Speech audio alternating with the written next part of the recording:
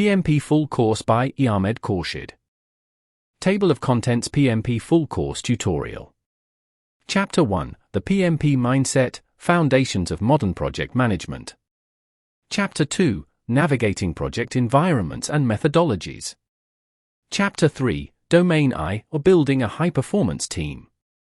Chapter 4, Domain I, Collaborative Leadership and Conflict Resolution. Chapter 5, Domain 2, Initiating the Project and Defining Scope.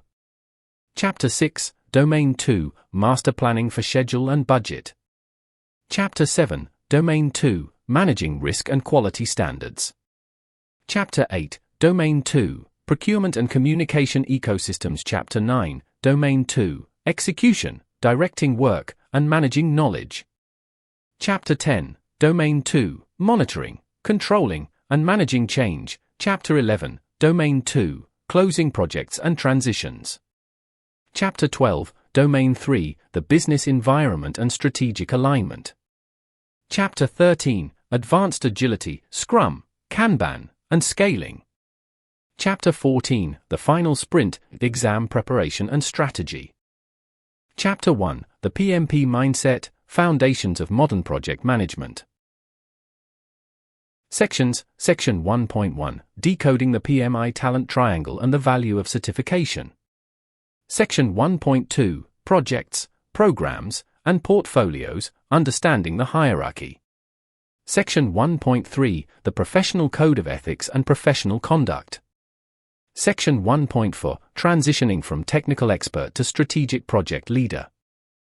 Project management is not simply about checking boxes or moving sticky notes across a digital board. It is a discipline of clarity, strategy, and human connection. To pass the PMP exam and thrive in your career, you must adopt a specific way of thinking, the PMP mindset. This mindset shifts your focus from merely doing the work to ensuring the work delivers value. It requires you to balance technical precision with emotional intelligence and business strategy. In this chapter, we establish the groundwork. We will dismantle the core frameworks of the Project Management Institute, PMI, define the ethical standards that protect our profession, and guide your evolution from a technical doer to a strategic leader. 1.1 Decoding the PMI Talent Triangle and the Value of Certification. Years ago, project management was often viewed strictly as a technical skill involving Gantt charts and budget spreadsheets. That view is obsolete. Today, the PMI defines the ideal project manager through the Talent Triangle, a framework that balances three critical skill sets. To succeed on the exam and in the real world, you must be equally proficient in all three sides. Neglecting one area creates a lopsided leadership style that inevitably leads to project failure. Figure, a modern, sleek vector illustration of the PMI Talent Triangle. The triangle is equilateral, with distinct colors for each side, purple for ways of working, blue for power skills, and orange for business acumen. In the center, a glowing icon representing value delivery. The background is clean and white, emphasizing the structure. The style should be professional infographic, suitable for a business textbook. Ways of working, technical project management. This side of the triangle represents the mechanics of our trade.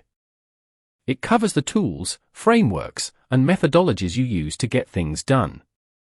Whether you are using Predictive, Waterfall, Agile, Scrum, Kanban, or a hybrid approach, this is your technical toolkit. However, mastery here doesn't mean memorizing inputs and outputs. It means knowing which tool to apply to a specific problem. You don't use a hammer to tighten a screw. Similarly, you shouldn't force a strict waterfall plan onto a rapidly changing software project. Power skills, leadership. Formerly called leadership, this area focuses on the human element. Projects are completed by people, not software. Power skills include communication, empathy, conflict resolution, and the ability to motivate a team when morale is low. A project manager with high technical skills but low power skills will struggle to get buy-in. You must be able to influence stakeholders without having direct authority over them. This is the art of servant leadership, clearing the path so your team can succeed. Business acumen, strategic and business management. This is often the hardest shift for new project managers. You must understand how your project fits into the broader organizational strategy. Why is this project being funded? What market problem does it solve? If you are delivering a product on time and on budget, but it doesn't align with the company's long-term goals, you have failed strategically. You need to speak the language of the C-suite, understanding compliance, market conditions, and return on investment, ROI. 1.2 Projects, programs, and portfolios, understanding the hierarchy. One of the most common points of confusion for PMP candidates is the distinction between projects, programs, and portfolios. In the PMP mindset, these are not just different sizes of work, they have fundamentally different goals and management styles. Think of this hierarchy as a lens through which you view organizational strategy. The higher you go, the broader the view. The project, delivering output. A project is a temporary endeavor undertaken to create a unique product, service, or result. It has a defined beginning and end. Your goal as a project manager is to deliver the agreed-upon scope within the constraints of time and cost. Key focus, delivery of a specific output. Example, building a new version of a mobile app. The program, delivering outcomes. A program is a group of related projects managed in a coordinated way to obtain benefits not available from managing them individually. Programs focus on interdependence. If you have 5 projects that all rely on the same shared resource or technology, they belong in a program. Key focus, maximizing benefits and managing interdependencies. Example, a digital transformation program that includes the mobile app project, a website redesign project, and a database migration project. The portfolio, delivering strategy. A portfolio is a collection of projects, programs, subsidiary portfolios, and operations managed as a group to achieve strategic objectives. Portfolio management is about selection and prioritization. It asks the question, are we doing the right work, rather than are we doing the work right? Key focus, strategic alignment and resource allocation. Example, an energy company's portfolio might include renewable energy initiatives, oil exploration projects, and internal IT upgrades, all balanced to ensure long-term profitability. Aspect project program portfolio. Figure, a clean hierarchical diagram using flat design. Top level is a large block labeled portfolio, strategy. Below it, branching lines connect to 2 blocks labeled Programmer and Program B, plus a standalone Project C. Under Program A, lines branch to Project A1 and Project A2. The diagram should use a calming blue and gray color palette, emphasizing the flow from strategy down to execution. 1.3 The Professional Code of Ethics and Professional Conduct. The PMP certification is valuable because it represents a standard of trust. When an organization hires a PMP, they expect a professional who operates with integrity. The PMI Code of Ethics is not just a document to read once, it is the moral compass for every decision you make. The code defines 4 core values: responsibility, respect, fairness, and honesty. For the exam, you will face situational questions where the right answer is determined strictly by these values. Responsibility. You are accountable for the decisions you make and the ones you fail to make. This means accepting ownership of errors. If a project is running late, you do not hide the data, you report it immediately and propose solutions. Responsibility also extends to the profession. If you see a violation of the PMI code, you have a duty to report it. You are the guardian of the standard. Respect. Project management operates in a global environment. Respect implies maintaining an attitude of high regard for yourself, others, and the resources entrusted to you. This includes negotiating in good faith and respecting cultural differences. Conflict is inevitable in projects, but disrespect is optional. You must attack the problem, not the person. Fairness. Fairness is about making decisions impartially and objectively. You must be transparent regarding conflicts of interest. If your cousin owns the vendor company bidding on a contract, you must disclose that relationship and recuse yourself from the selection process. Fairness also means providing equal access to information. You cannot give one vendor inside information that isn't available to others. Honesty. We must understand the truth and act in a truthful manner. This sounds simple, but in high-pressure corporate environments, it is often tested. You must not mislead stakeholders about the status of a project. Optimism bias, hoping things will get better without evidence, is a dangerous trap. Honesty requires courageous communication. You tell the hard truths early, when they can still be managed, rather than hiding them until they become disasters. 1 point for transitioning from technical expert to strategic project leader. Many PMP candidates come from technical backgrounds. You might be a brilliant engineer, a top-tier developer, or a skilled architect. You were promoted because you were the best at doing the work. However, the skills that got you here will not keep you here. To become a project manager, you must undergo a difficult psychological transition. You must let go of the tools. The trap of the hero. New PMs often fall into the hero trap. When the team falls behind, the hero jumps in to write the code or lay the bricks themselves.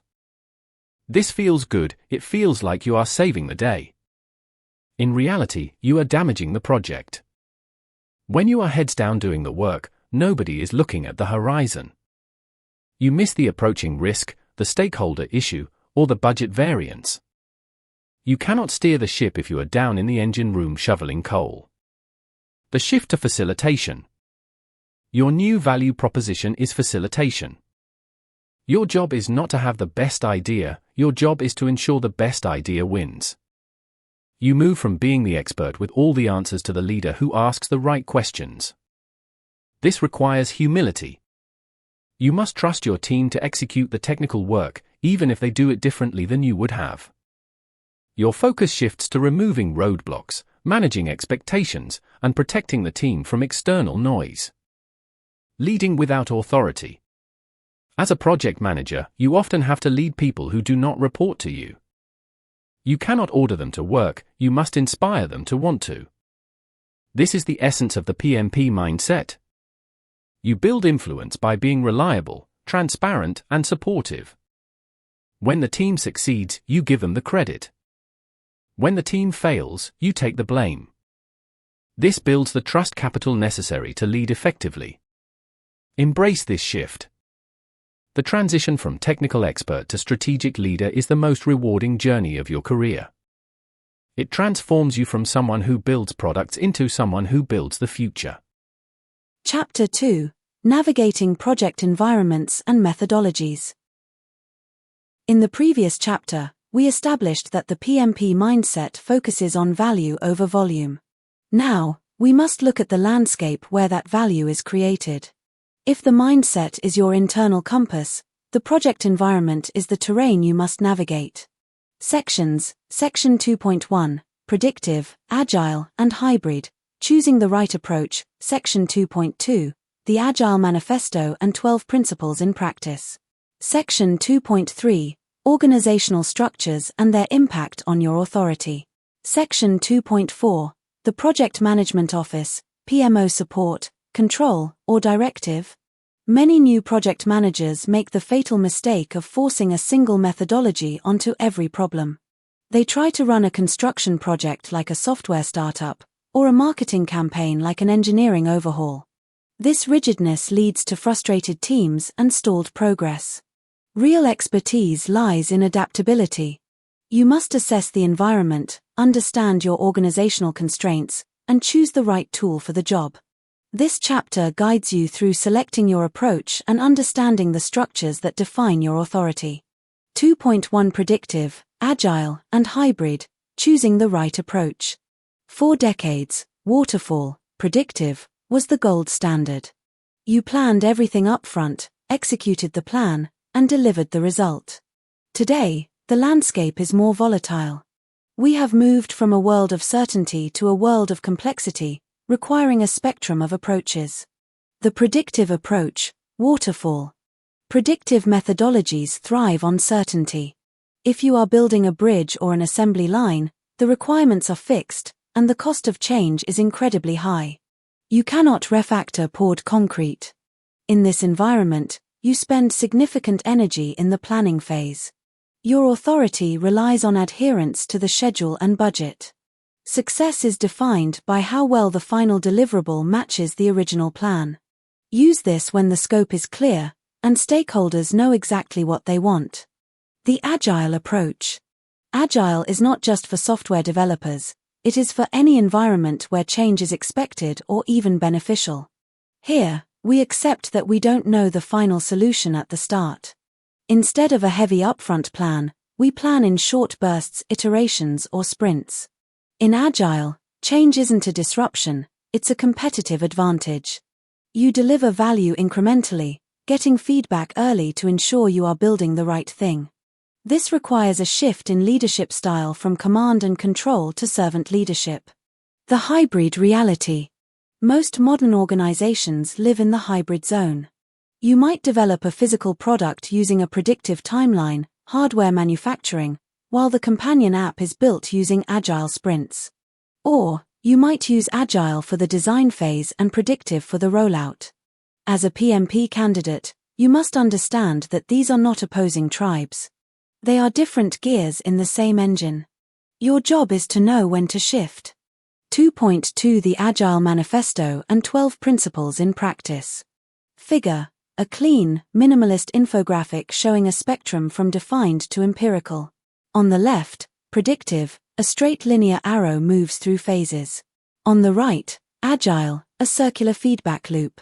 In the middle, Hybrid, the two blend a linear timeline that contains circular loops within specific phases. The visual style should be professional business diagrammatic, using shades of navy blue and teal. The PMP exam places heavy emphasis on Agile, regardless of your industry. However, you shouldn't memorize the Agile Manifesto as historical trivia. You need to internalize it as a philosophy of work. The manifesto prioritizes 1. Individuals and interactions over processes and tools. 2. Working software, or solutions, over comprehensive documentation. 3. Customer collaboration over contract negotiation. 4. Responding to change over following a plan. Applying the principles. The 12 principles behind the manifesto boil down to two main drivers: delivery speed and human sustainability. For example, the principle of simplicity, the art of maximizing the work not done, is crucial. It gives you permission to cut busy work that doesn't add value. Another key principle is build projects around motivated individuals. This challenges the old assembler line mentality. In a knowledge economy, your team members are the experts. Your role is to remove obstacles, not to micromanage their keystrokes. When studying for the exam, ask yourself, how does this principle reduce risk? Agile reduces the risk of building the wrong thing by checking in constantly. It reduces the risk of burnout by promoting a sustainable pace. 2.3 Organizational structures and their impact on your authority. Your ability to get things done is heavily influenced by the rules of the house, the organizational structure. The PMI defines a spectrum of structures, and identifying where you sit on this spectrum is critical for understanding your leverage. Functional organizations. In a functional structure, the organization is grouped by specialty, marketing, engineering, HR. The functional manager is the king of the hill. As a project manager here, you have little to no authority. You are essentially a coordinator or an expediter. You cannot assign resources, you must beg for them. Your soft skills and negotiation tactics are your only currency here because you cannot rely on positional power. Matrix organizations. This is the most common and often the most stressful environment. Authority is shared between the project manager and the functional manager. Weak matrix, you are still more of a coordinator. Balanced matrix, power is roughly equal. This requires constant negotiation over resources. Strong matrix, you have a dedicated team and significant authority, similar to a projectized environment. The challenge in a matrix environment is the two-boss problem. Team members report to you for the project but to their functional manager for their paycheck and career path. You must ensure your project goals align with their department goals to succeed. Projectized organizations. Here, the project manager has full authority. The team reports directly to you, and when the project ends, the team often dissolves. This structure offers the highest efficiency for project execution but can create anxiety regarding job security for team members between projects. 2.4 The Project Management Office, PMO Support, Control, or Directive. Figure, a comparative chart displaying 3 vertical columns representing functional, matrix, and projectized structures. Icons represent the project manager and functional manager with size relative to their power. In functional, the PM is a small silhouette. In projectized, the PM is large and central. A sliding scale at the bottom reads low authority to high authority. High contrast, clean vector style. The PMO is often misunderstood. Some see it as the bureaucracy police, while others see it as a center of excellence. For the PMP exam in your career, you must recognize the 3 distinct types of PMOs, as the level of support you receive, or the compliance you must adhere to, depends on this classification. Supportive PMO. Think of this as a project library. The supportive PMO provides templates, best practices, and training. They have a low degree of control over your work. They are there to help you if you ask, serving as a repository of organizational wisdom. Controlling PMO. This PMO demands compliance. They provide the frameworks and methodologies, and they require you to stick to them. You will likely need to pass stage gates or audits to proceed. Their control is moderate. They ensure consistency across the organization so that Projector and Project B speak the same language. Directive PMO. In this scenario, the PMO actually manages the projects. The project managers report directly to the PMO, not to functional departments. The degree of control is high. If you work here, the PMO assigns you to projects, and you are deploying their strategy directly. Making the PMO your ally. Regardless of the type, successful PMs view the PMO as a partner rather than an obstacle. Even a controlling PMO protects you by ensuring governance. When things go wrong, having followed the PMO's standardized processes provides you with a defensible audit trail. Understanding these environments is not just about passing an exam, it is about survival and success. By identifying your methodology and your organizational constraints, you stop fighting the current and start steering the ship. Chapter 3, Domain I, or Building a High-Performance Team. Sections, Section 3.1, Defining Team Ground Rules and Charters. Section 3.2, Assembling the Squad, Virtual, Collocated, and Hybrid Dynamics. Section 3.3, Empowering Team Members and Stakeholders through Servant Leadership. Section 3.4, Training, Coaching, and Mentoring for Skill Transfer. In Chapter 2, we mapped the terrain of project environments and methodologies. We discussed how to navigate the landscape, but we must remember a fundamental truth: maps do not climb mountains. People do. You can have the most sophisticated Gantt chart in the world or the most perfectly groomed backlog, but without a cohesive team, those artifacts are worthless. Project management is, at its core, people management. The PMP exam, and your real-world success, weighs heavily on your ability to transform a group of strangers into a high-performing unit. This chapter focuses on the human element. We will explore how to establish the rules of engagement, bridge the gap between virtual and physical workspaces, and adopt the servant leadership style that defines modern project management. 3.1 Defining Team Ground Rules and Charters. Imagine moving into a house with 4 strangers. If you don't agree on who takes out the trash, what temperature the thermostat should be, or when quiet hours start, conflict is inevitable. It isn't a matter of if you will fight, but when. Project teams are no different. We often rush into execution, writing code, pouring concrete, or designing campaigns, without first agreeing on how we will live together during the project lifecycle. This is where the team charter comes in. The team charter is not just another bureaucratic document. It is a social contract. It is the team's constitution, written by the team, for the team. It establishes the ground rules that define acceptable behavior. When creating a charter, you must facilitate a conversation that answers 3 critical questions. 1. Values. What do we care about? E.g., transparency, punctuality, courage. 2. Agreements. How do we work? E.g., we deploy only on Tuesdays, or silence in a meeting implies consent. 3. Guidelines. How do we handle conflict? Do not dictate these rules. If you, as the project manager, hand the team a list of rules, you are acting as a warden, not a leader. When the team defines their own boundaries, they police themselves. Figure, a clean, professional infographic illustrating the components of a team charter. The visual should feature a central document icon labeled Team Charter, connected to 3 orbiting circles labeled Core Values, Working Agreements, and Conflict Resolution. The style should be modern corporate minimalist, using shades of deep blue and gray, with soft lighting and 3D isometric perspective. For example, if the team agrees that being late to stand up costs $1 into the pizza jar, and someone is late, you don't have to scold them. The team points to the charter. The charter becomes the objective authority, removing the friction of personal confrontation. 3.2 Assembling the squad, virtual, collocated, and hybrid dynamics. The era of the purely collocated team, where everyone sits in the same room, is largely behind us.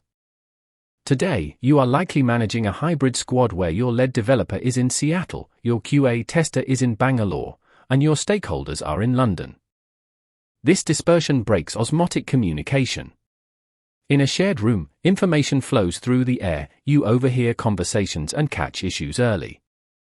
In a virtual environment, silence is dangerous. Silence usually means blocked progress or disengagement.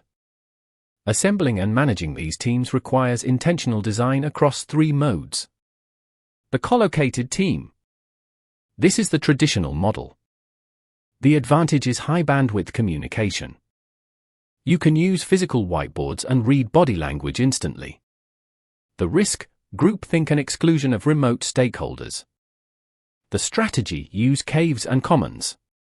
Provide open spaces for collaboration, commons, and quiet zones for deep work, caves. The virtual team.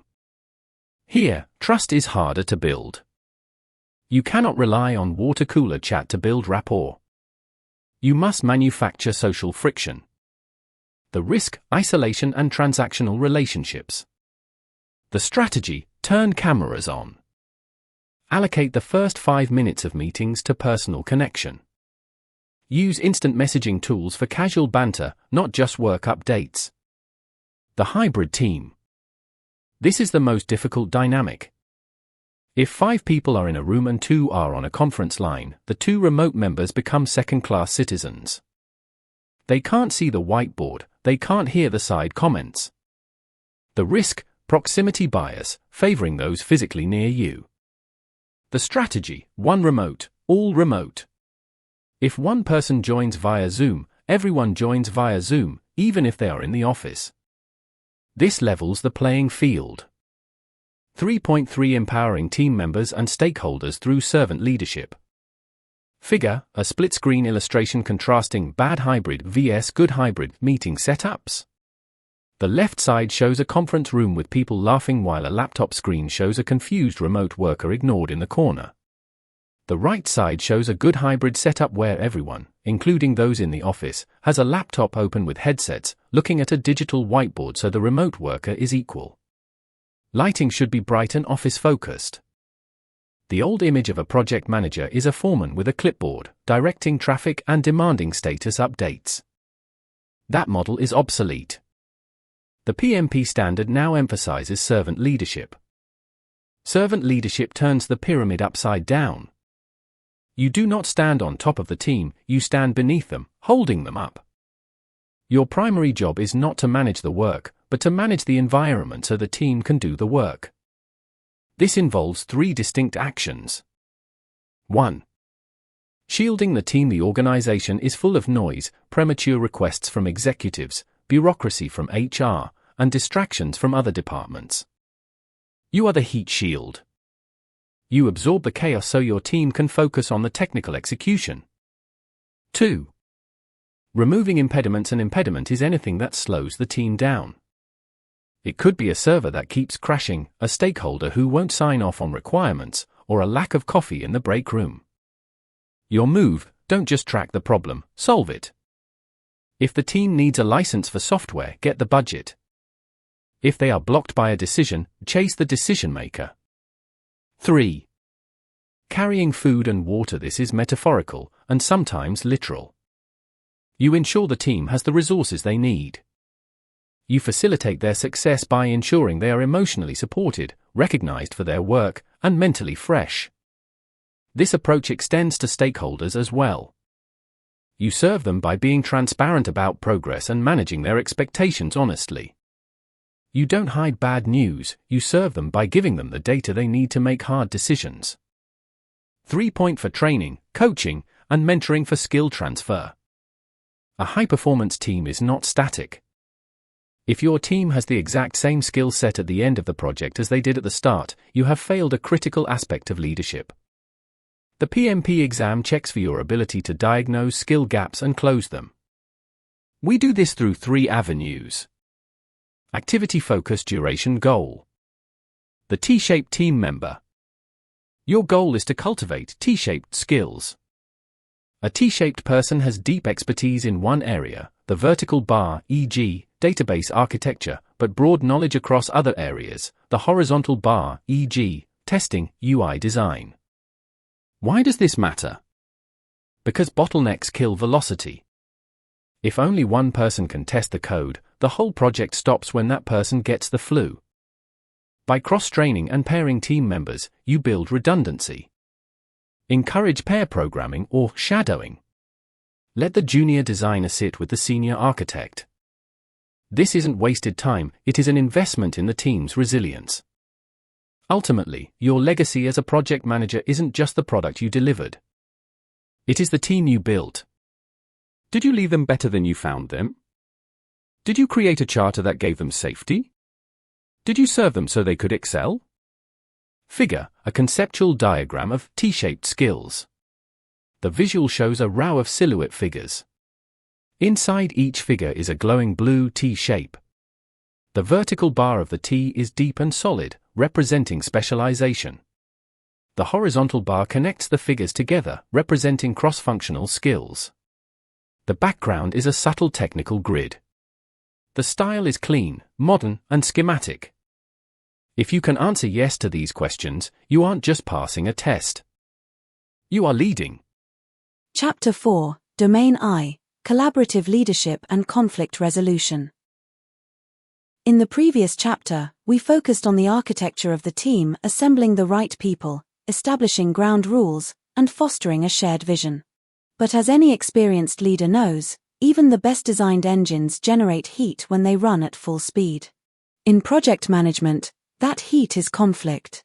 Sections, Section 4.1, Managing Conflict, Strategies for Constructive Disagreement.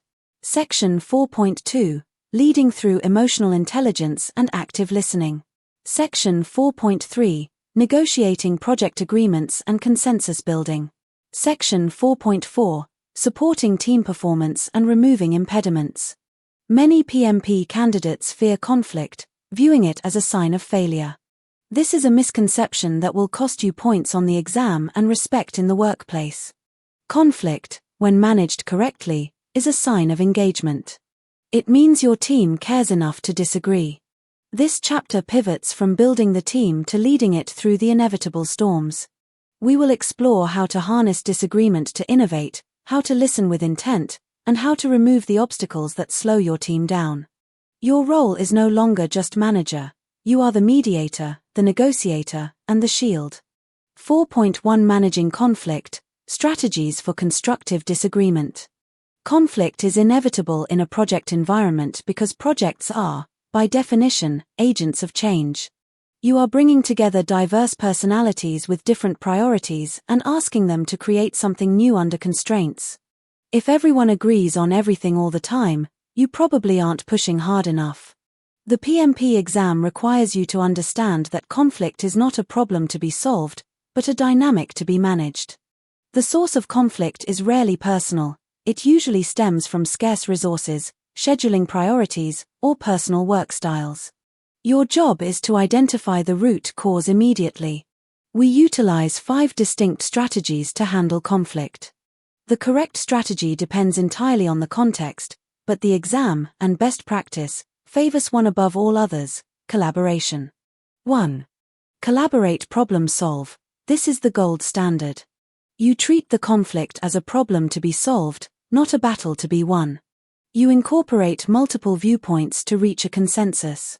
This leads to a win-win situation and long-term commitment. 2. Compromise, reconcile. Here, both parties give up something to reach a temporary solution. It is useful when you are short on time, but it is technically a lose-lose scenario because no one gets exactly what they wanted. 3. Force direct. This is using your position of power to dictate the solution. It is a win-lose approach. Use this only in emergencies when immediate action is required, such as health and safety issues. 4. Smooth accommodate. This involves emphasizing areas of agreement and downplaying differences. You are conceding your position to maintain harmony. This is a temporary fix that kicks the can down the road. 5. Withdraw, avoid. You retreat from the actual or potential conflict situation. This doesn't solve anything, but it allows tempers to cool. It is valid only as a tactical pause, not a permanent strategy.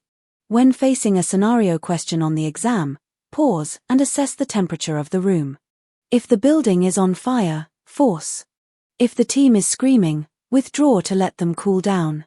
But if you have time and rational actors, always aim to collaborate. Figure, extra detailed AI-ready prompt for AI-generated diagram showing the Thomas Kilmann conflict mode instrument. A 2D graph with assertiveness on the y-axis and cooperativeness on the x-axis. The 5 modes, competing, collaborating, compromising, avoiding, accommodating, are plotted in distinct colored zones. The style should be clean, modern corporate infographic style with soft gradients and clear typography. 4.2 Leading through emotional intelligence and active listening. You cannot effectively resolve conflict using a Gantt chart. You resolve it using emotional intelligence, EQ. As we move toward the PMP certification, we must accept that soft skills are actually the hard skills of leadership.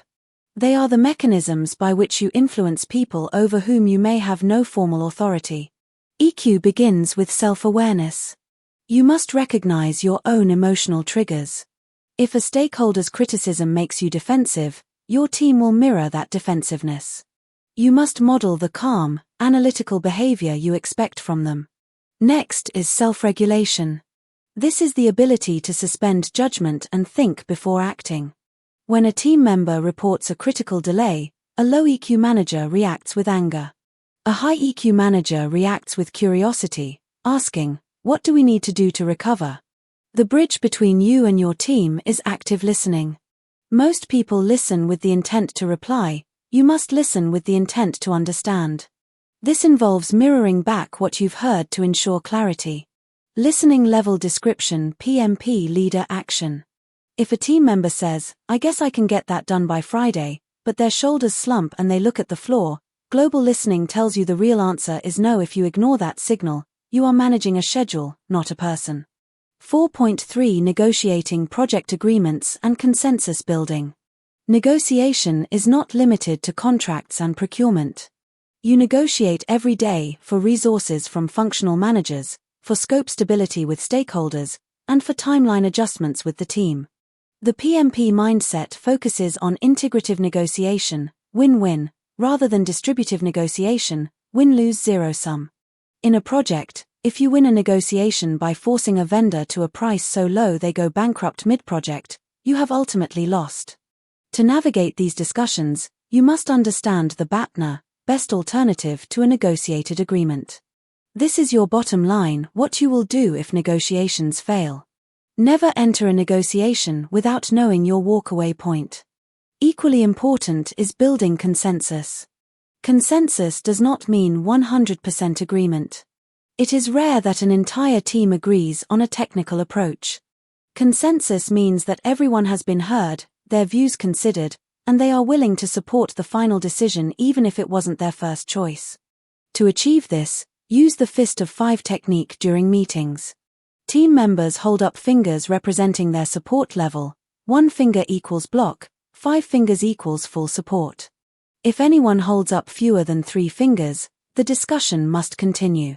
This prevents the silent disagreement that sabotages projects later. Figure, extra detailed AI-ready prompt for AI-generated diagram showing the zone of possible agreement, ZOPA. A horizontal bar chart style visual. On the left, Party A's range in blue. On the right, Party B's range in orange. The overlapping center section is highlighted in green and labeled ZOPA. Outside the ranges, label negative bargaining zone. The style should be professional, flat design, suitable for a business textbook. 4.4 Supporting team performance and removing impediments. In Chapter 3, we discussed servant leadership. Nowhere is this more applicable than in removing impediments. An impediment, or blocker, is anything that stops the team from delivering value. It is the friction that slows the flywheel.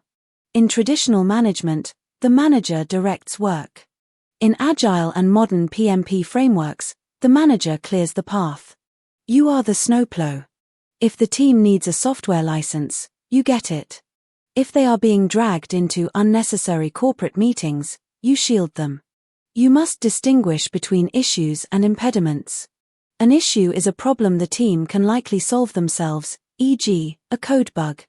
An impediment is often external or systemic, e.g., the server is down, or a stakeholder hasn't signed off. Daily stand-ups are your early warning system for impediments. When a team member says, "I'm stuck because," that is your call to action. Do not solve the technical work for them, but aggressively attack the bureaucratic or resource hurdles standing in their way. Support also means recognizing the team's growth. We use performance assessments not to punish, but to identify training gaps.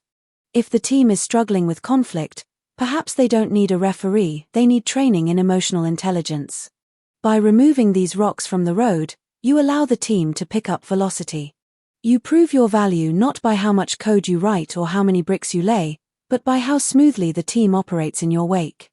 Chapter 5, Domain 2, Initiating the Project and Defining Scope. Sections, Section 5.1, the Project Charter, Authorizing the Work and Setting Vision. Section 5.2, Identifying Stakeholders and Mapping Their Influence.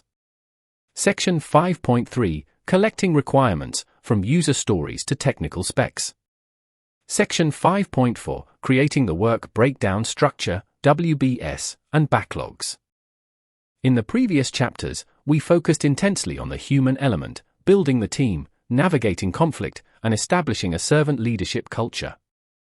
We did this because a project without people is just a theoretical exercise. However, a high-performing team without a clear destination is simply a group of talented people wandering in circles. Energy without direction leads to entropy, not value. Now, we pivot to the what. Domain 2 focuses on the structural backbone of your project. This is where you move from abstract ideas to concrete plans. We will explore how to authorize the work, identify who cares about it, and break down the massive scope into manageable victories. This phase is the anchor.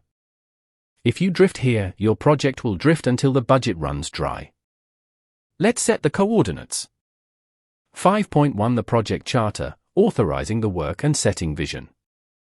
The Project Charter is often misunderstood as bureaucratic paperwork. In reality, it is your project's birth certificate and your personal badge of authority. Without a charter, the project does not legally exist within the organization, and you are just a person asking favors. A strong charter does two critical things: it formally authorizes the project's existence, and it empowers the project manager to utilize organizational resources. It is the agreement between the business, the sponsor, and the execution, you. You must resist the urge to put every detail in the charter. This is a high-level document. It addresses the why, business case, and the what, high-level deliverables, but it deliberately leaves out the how. The how comes later. If you lock in the implementation details too early, you kill the team's ability to innovate during planning. The pillars of a robust charter. 1. Project purpose. Why are we doing this? Market demand, legal requirement, efficiency gain. 2. Measurable objectives. How will we know we are done? E.g., reduce processing time by 20%.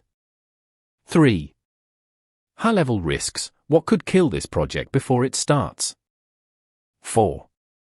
Key stakeholders. Who is paying for this, and who will use it? 5. Exit criteria. When do we stop? In an agile environment, the charter might be lighter, perhaps a team charter or project vision statement, but the function remains the same. You need a North Star before you start sprinting. Figure, a minimalist infographic illustrating the project charter as a bridge. On the left cliff, labeled Business Need, a generic business figure hands a scroll to a project manager on the right cliff, labeled Project Execution. The bridge is formed by key charter elements, vision, authority, and budget. Style, clean, corporate vector art, blue and gray color palette, high contrast. Never start working on deliverables without this authorization. If you do, you are spending money you haven't been given, on a scope that hasn't been agreed upon. That is a career-limiting move. 5.2 Identifying stakeholders and mapping their influence. Scope is not defined by documents, it is defined by people. Specifically, it is defined by stakeholders, anyone who can affect, or is affected by, the project. A common pitfall for new project managers is assuming stakeholders are only the friends of the project. This is dangerous. Your stakeholders include the end users who love the idea, the department heads who fear losing budget, and the compliance officers who will audit your work. You must identify them early.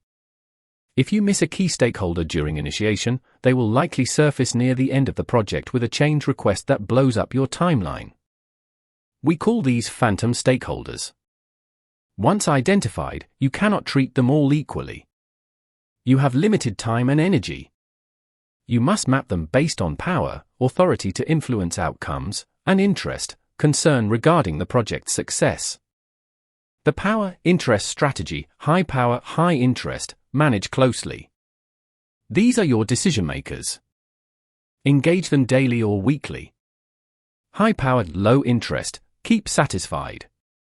They don't care about the details, but they can cancel your budget. Keep their pulse. Low power, high interest, keep informed. They want to know everything but can't change much. Send them the newsletter. Low power, the low interest, monitor. Don't spend precious energy here, but check in occasionally to ensure they haven't moved categories. This mapping is not static. A stakeholder who is low interest today might become high interest tomorrow if your project impacts their department. Review this map regularly. Figure, a dynamic 2x2 matrix labeled Stakeholder Analysis. The x-axis is interest and y-axis is power. The quadrants contain distinct icons. Top right, manage closely, shows two people shaking hands. Top left, keep satisfied, shows a shield. Bottom right, keep informed, shows a megaphone. Bottom left, monitor, shows an eye. Style, modern flat design, professional business aesthetic. Empathy is your tool here. Understand what constitutes value for each stakeholder. For the CFO, value is ROI. For the lead developer, value might be clean code and no technical debt. Speak their language. 5.3 Collecting requirements, from user stories to technical specs. With your charter signed and your stakeholders mapped, you must now define exactly what needs to be built. This is the transition from "we need a new website" to "the website must load in under 2 seconds and support dark mode." Collecting requirements is an excavation process. Stakeholders rarely know exactly what they want until you help them articulate it. They will confuse needs with wants. Your job is to separate the essential from the nice to have. In Predictive, Waterfall environments, requirements are collected up front. You might use focus groups, surveys, or prototypes. The goal is a detailed requirements traceability matrix, RTM, that links every feature back to a business need. If a requirement doesn't solve a business problem, it is waste. In adaptive, agile environments, we acknowledge that requirements evolve. We use user stories to capture the intent rather than the technical specification. A user story focuses on the value to the consumer. Consider the standard format for a user story. As a I want. So that. For example, as a frequent traveler, I want to download boarding passes to my phone so that I don't have to carry paper at the airport. This invites conversation. It leaves room for the team to decide how to build the download feature rather than the stakeholder dictating the technology. Whether you are using a 500-page spec document or a backlog of sticky notes, the goal is clarity. Ambiguity in requirements creates bugs in production. 5 point for creating the work breakdown structure, WBS, and backlogs. You have the vision and the requirements. Now, how do you eat the elephant? You cut it into bite-sized pieces. In predictive projects, this is the work breakdown structure, WBS. The WBS is a hierarchical decomposition of the total scope of work.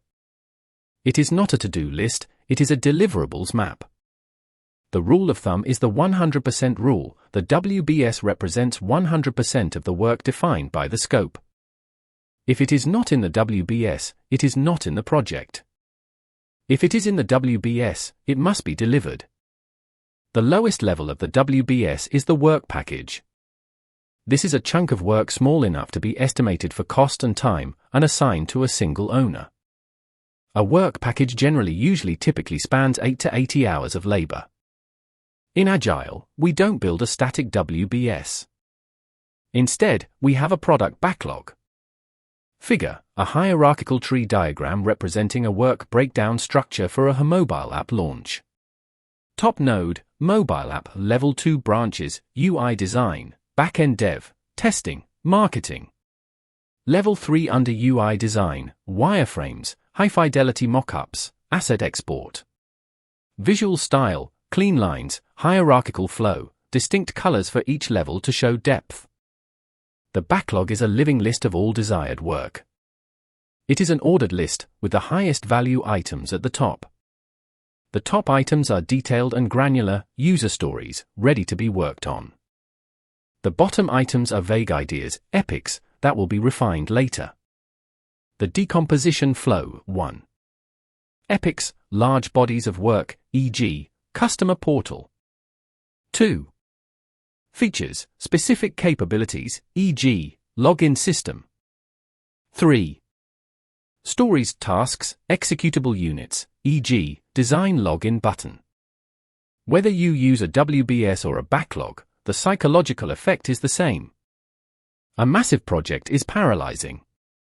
A list of small, achievable tasks is motivating. By breaking the scope down, you give your team the confidence that the mountain can be climbed, one step at a time. This decomposition is also your primary defense against scope creep. When a stakeholder asks for something new, you can point to the WBS or backlog and ask, where does this fit? And what are we removing to make space for it? With the scope defined and broken down, we are ready to put time and money against it. In the next domain, we will tackle the constraints of schedule and cost. Chapter 6, Domain 2, Master Planning for Schedule and Budget. Sections, Section 6.1, Estimation Techniques, Planning Poker, Analogous, and Parametric. Section 6.2, Developing the Schedule, Critical Path Method versus Iteration Planning. Section 6.3, Budgeting Basics, Cost Aggregation and Funding Limits. Section 6.4, Establishing Baselines and Performance Measurement Metrics. In the previous chapter, we solidified the scope. We defined exactly what we are building and, perhaps more importantly, what we are not. We anchored the project to a clear destination so the team doesn't wander. Now, we face the two constraints that keep project managers awake at night: time and money. Scope is the dream, but schedule and budget are the reality checks. This is where the abstract vision meets the hard friction of finite resources. In this chapter, we transition from defining the work to mapping its execution. We will explore how to estimate accurately without a crystal ball, how to construct a schedule that survives contact with reality, and how to build a budget that keeps stakeholders confident.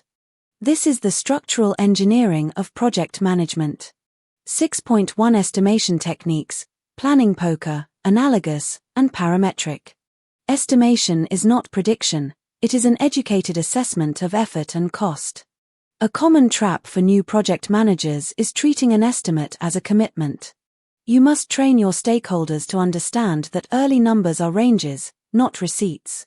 To get accurate numbers, you need the right tools. We don't guess, we derive data using 3 primary techniques depending on how much information we have and the methodology we are using. Planning poker, agile and hybrid. In adaptive environments, we rely on the wisdom of the crowd. Planning poker is a consensus-based technique that gamifies estimation to strip away bias. It prevents the anchoring effect, where the most senior person speaks first and everyone else blindly agrees. Team members are given cards with Fibonacci numbers 1, 2, 3, 5, 8, 13. When an item is discussed, everyone reveals their card simultaneously. If I play a 3 and you play a 13, we have a conversation. The value isn't in the number itself, but in the discussion that reveals why we view the risk differently. Analogous and parametric estimating, predictive. When you are early in a project, you often look to the past. Analogous estimating uses historical data from a similar activity or project. It is quick and inexpensive, but less accurate. It is like saying, the last app update took 3 weeks, so this one should too. Parametric estimating adds a layer of statistical rigor. It uses a statistical relationship between historical data and other variables. If you know it costs $50 per square foot to paint a wall, and you have 1,000 square feet, the estimate is $5,000. It is highly accurate but requires reliable data. Technique best used when: accuracy cost to create. 6.2 Developing the schedule, critical path method versus iteration planning. Figure: a detailed, minimalist vector illustration comparing 3 estimation pillars. Left pillar labeled analogous showing a rough sketch of a building. Middle pillar labeled parametric showing a calculator and a blueprint grid. Right pillar labeled planning poker showing a hand holding playing cards with Fibonacci numbers. The background is a clean white, with professional blue and gray accent colors. Once you have estimates, you must arrange them in time. This is where we determine the sequence. The approach you take depends entirely on whether your environment is predictive, waterfall, or adaptive, agile. Critical path method, CPM. In predictive projects, we look for the longest path through the network diagram. The critical path determines the shortest possible time to complete the project. It has 0 float or slack. If a task on the critical path is delayed by 1 day, the project end date slips by 1 day. Understanding the critical path allows you to prioritize. You don't need to panic if a non-critical task slips, provided it has enough float. However, you must ruthlessly protect the critical path tasks. This is where you focus your best resources and risk management efforts. Iteration planning, agile. In agile, we flip the triangle. Instead of fixing the scope and estimating the schedule, we fix the schedule and estimate the scope.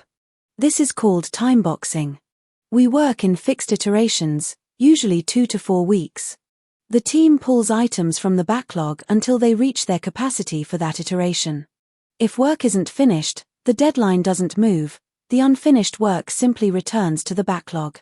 This creates a predictable rhythm, or heartbeat, for the project, allowing for frequent reassessment. 6.3 Budgeting basics, cost aggregation and funding limits. Figure: a dual panel diagram suitable for a textbook. The left panel shows a Gantt chart-style critical path with red dependency lines connecting bars, highlighting the longest path. The right panel shows a circular iteration cycle diagram with segments for plan, design, build, test, review, enclosed in a strict 2-week timebox graphic. High contrast, Clean lines. A budget is not just a pile of money, it is a time-phased plan for expenditure. Just because you have a $1 million budget doesn't mean you have $1 million in the bank on day one. Cost aggregation. Building a budget is a bottom-up process. First, we estimate the cost of individual activities. We roll those up into work packages, which are then grouped into control accounts. Finally, summing these gives us the project cost. To this total, we add contingency reserves, for known risks, to get the cost baseline. Management then adds management reserves, for unknown risks, to arrive at the total project budget. Note that as a PM, you usually control the baseline, but you need permission to touch the management reserve. Funding limit reconciliation. This is the reality check against cash flow. Your organization might approve a $100,000 project but can only release $10,000 per month. If your schedule requires spending $50,000 in month 2, you have a problem. Funding limit reconciliation involves adjusting the schedule to ensure your planned expenditures never exceed the funds available in a specific period. You might have to delay tasks even if it extends the schedule to stay solvent. 6.4 Establishing baselines and performance measurement metrics. You cannot manage what you do not measure. A plan is useless without a mechanism to track progress against it. This line in the sand is your performance measurement baseline, PMB. The PMB is an integrated scope, schedule, and cost baseline. It is the approved version of the plan. Once the baseline is set, it is frozen. You cannot change it just because you are running behind, you can only change it through a formal change control process. Variance analysis. Throughout the project, you will compare actual work performance data against the PMB. This is variance analysis. Are we ahead of schedule? Are we over budget? We use earned value management, EVM, metrics here. If your schedule performance index, SPI, is less than 1.0, you are behind schedule. If your cost performance index, CPI, is less than 1.0, you are over budget. These metrics act as early warning systems. They allow you to tell stakeholders, we are currently 10% over budget, but if we adjust now, we can recover, rather than surprising them with a failure at the finish line. Author's reflection. I often see PMs terrified of baselines because they feel restrictive. Change your perspective. The baseline is your protection. It proves to stakeholders that asking for just one small extra feature has a measurable impact on the deadline or cost. Chapter 7, Domain 2, Managing Risk and Quality Standards. Sections, Section 7.1, Identifying Threats and Opportunities in Uncertain Environments. Section 7.2, Qualitative and Quantitative Risk Analysis Techniques.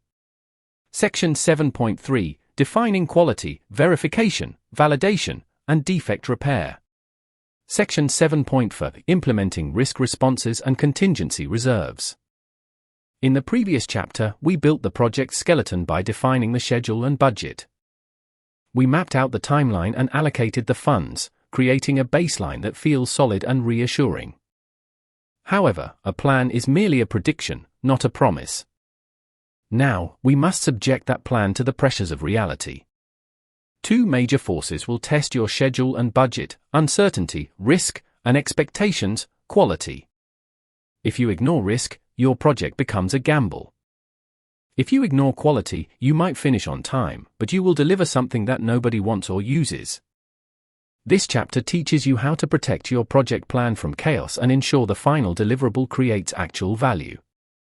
You are no longer just a planner, you are now a guardian of the project's success. Let's explore how to navigate the unknown and maintain the highest standards of excellence. 7.1 Identifying Threats and Opportunities in Uncertain Environments. Many project managers view risk management as a depressing exercise in pessimism. They think it involves sitting in a room and imagining everything that could go wrong. This is a fundamental misunderstanding of the PMP mindset. Risk is simply uncertainty that matters. It is any future event that, if it occurs, will impact your project objectives. While we naturally focus on threats, events that cause delays or cost overruns, we must also hunt for opportunities.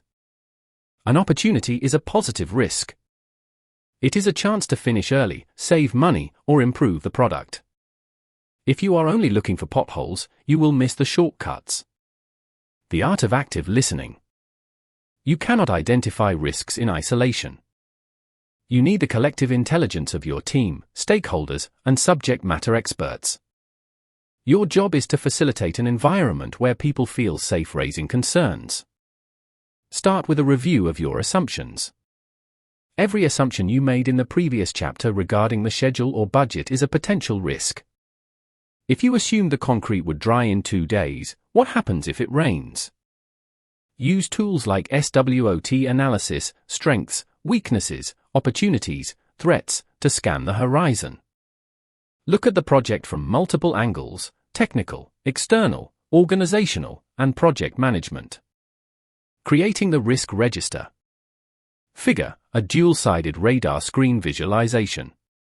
On the left side, formatted in red tones, blips represent threats, delays, cost spikes.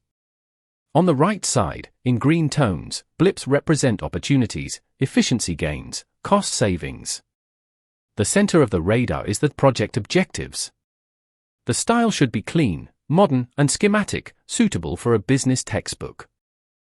The output of this process is the risk register. This is not a static document to be filed away, it is a living artifact. It captures the risk, the potential cause, and the potential impact.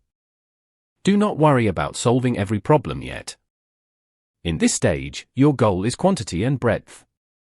Capture the small worries alongside the catastrophic fears.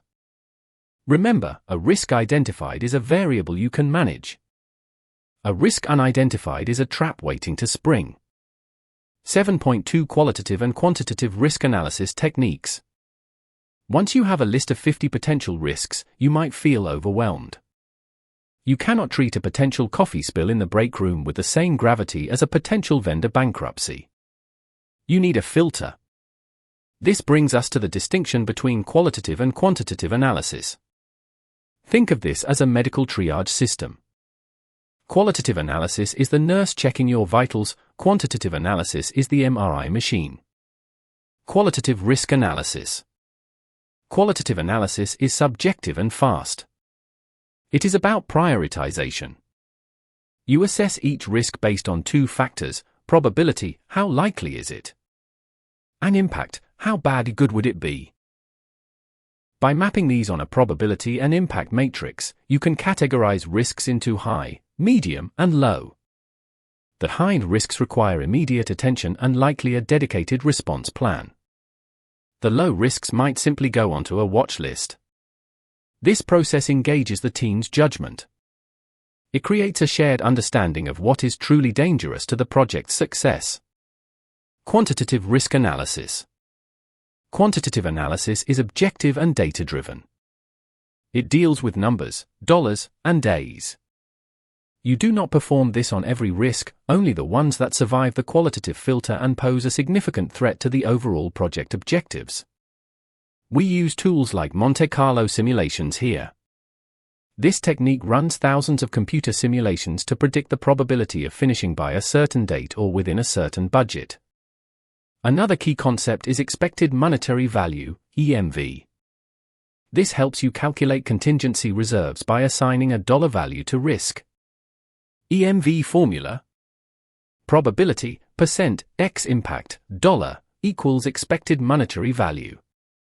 If a risk has a 50% chance of costing you $10,000, the EMV is $5,000. This math removes emotion from the equation and helps you justify your budget reserves to stakeholders. 7.3 Defining quality, verification, validation, and defect repair. While risk focuses on the future, quality focuses on the present condition of your work. In the PMP context, quality is not about gold plating or giving the customer extra features they didn't ask for. Quality is defined as conformance to requirements and fitness for use. It means delivering exactly what you promised, ensuring it works, and ensuring it solves the customer's problem. There is a crucial distinction you must master: the difference between quality and grade. A low-grade product, like an economy car, can be high quality if it runs perfectly and meets all specifications. A high-grade product, like a luxury sedan, is low quality if the engine fails after a week. Verification versus validation. These two terms confuse many exam candidates, but the difference is simple. It comes down to who is checking the work and what question they are asking. Verification is an internal process.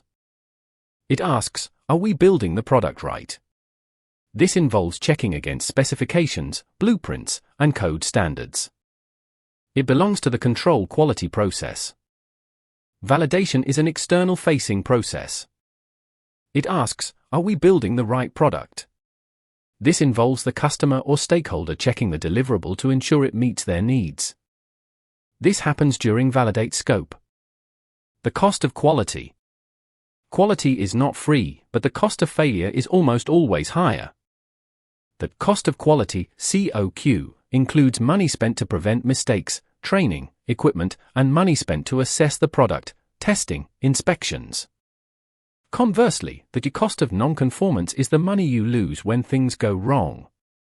This includes internal failure costs, rework, scrap, and external failure costs, warranty claims, lost reputation. Invest in prevention. It is always cheaper to fix a defect on paper than it is to fix it in concrete. Figure, a comparison chart titled The Cost of Quality. The left side shows cost of conformance with icons for training, equipment, and testing. The right side shows cost of non-conformance with icons for rework, warranty claims, and reputation damage. The right side stack is visually larger and heavier, tipping a scale to show that prevention is cheaper than cure. 7 point for implementing risk responses and contingency reserves. Identifying risks and defining quality standards is useless if you do not take action. You need a strategy.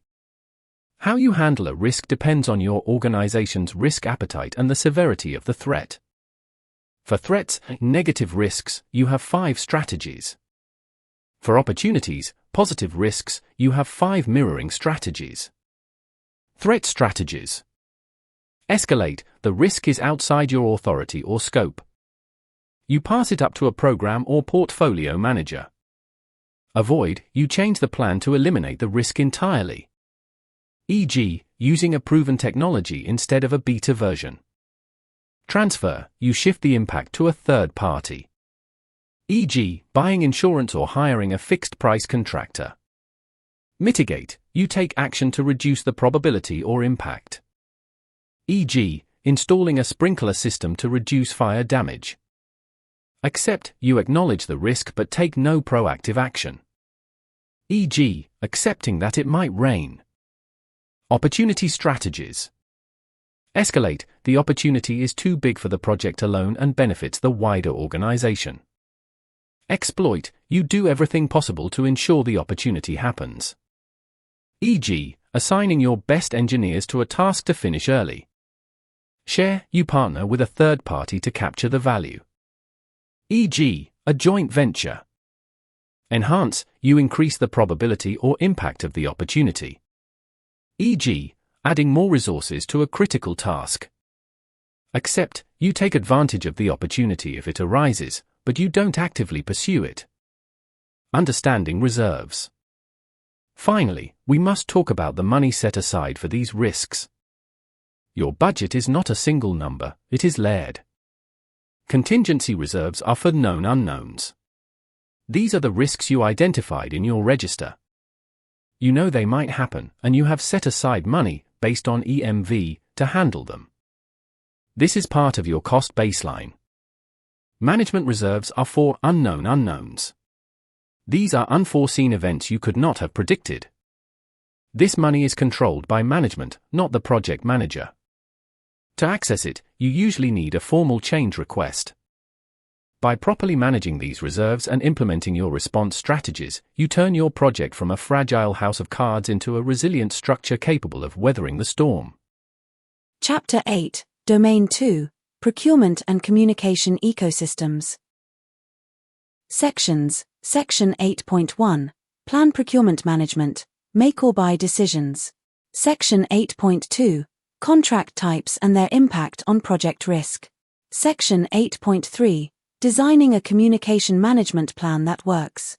Section 8.4. Managing vendor relationships and supply chain logistics. In the previous chapter, we acted as guardians. We fortified the project plan by managing risk and establishing quality standards, ensuring that what we build is resilient and valuable. We looked inward to protect the project's integrity. But a project is rarely a self-contained island. No matter how talented your internal team is, you will eventually hit a limit of skills, capacity, or raw materials. To cross the finish line, you must often look outward. This chapter opens the gates of your project.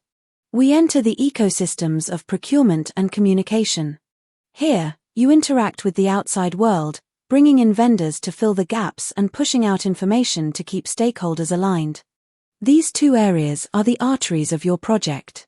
Procurement brings in the resources you lack, while communication circulates the information required to keep the project alive. If either gets blocked, the project suffers a stroke. Let's learn how to keep the flow healthy. 8.1 Plan procurement management. Make or buy decisions. Before you hire a vendor or sign a contract, you face a fundamental strategic choice. You must decide whether to utilize your internal resources or seek external help. In PMP terminology, this is the make or buy analysis. Many project managers rush this step, assuming that outsourcing is always faster or that doing it in-house is always cheaper. Both assumptions are dangerous. You must analyze the trade-offs with a cold, calculated eye on your constraints. Making offers control. You own the process, you protect your intellectual property, and you utilize idle staff. However, it distracts your team from their core competencies. If your software team is building a new app, should they also be building the server racks? Buying transfers risk. You pay someone else to handle the complexity. It frees your team to focus on the project's unique value proposition. But it introduces new risks, loss of control, dependency on a third party, and the administrative burden of contract management. When analyzing this decision, look beyond the price tag. Consider the indirect costs of management and the risk of vendor failure. If the work is proprietary or part of your core business advantage, keep it close. If it is a commodity, buy it. Figure. A clean, minimalist infographic comparing make versus buy on a balanced scale. The make side is weighted by icons representing control, IP protection, and integration.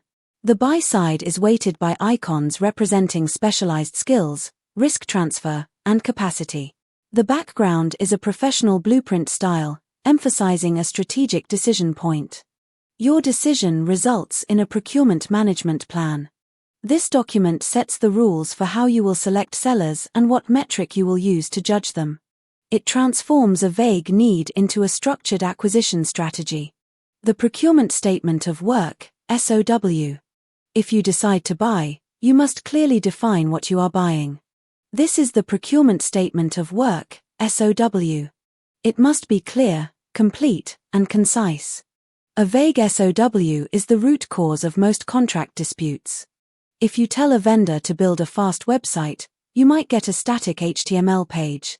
If you specify a website that loads under 1.5 seconds on 4G networks, you get a measurable deliverable.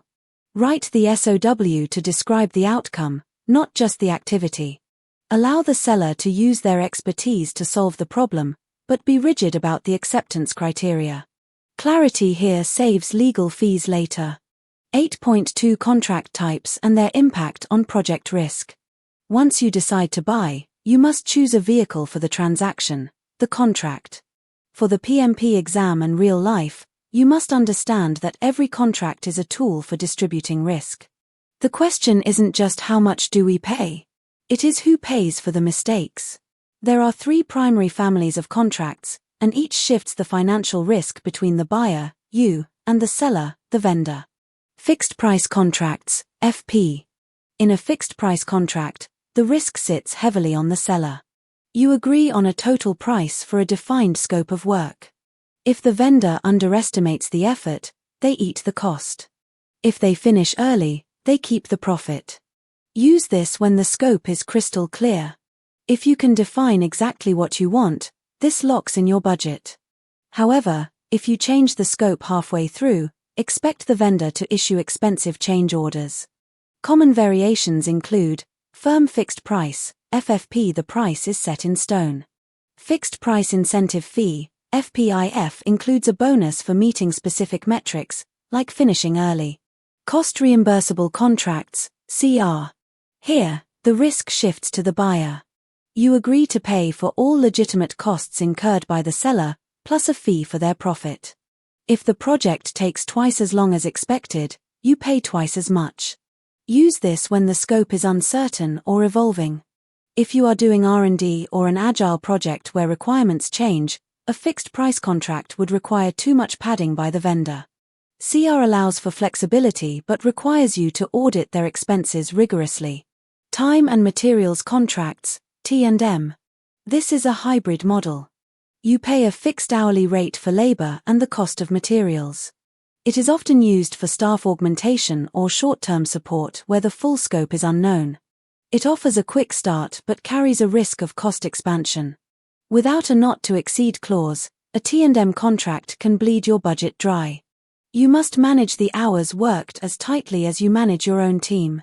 Figure: a horizontal risk spectrum diagram showing the relationship between buyer and seller risk. On the far left is fixed price, showing high seller risk and low buyer risk. On the far right is cost reimbursable, showing high buyer risk and low seller risk. Time and materials sits in the center.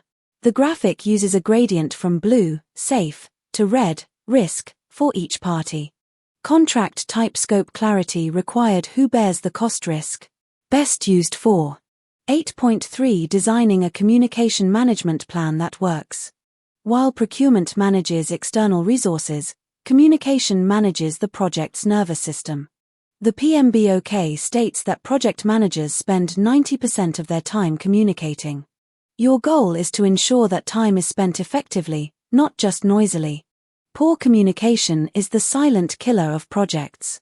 It leads to misalignment, duplicated work, and stakeholders who feel ignored.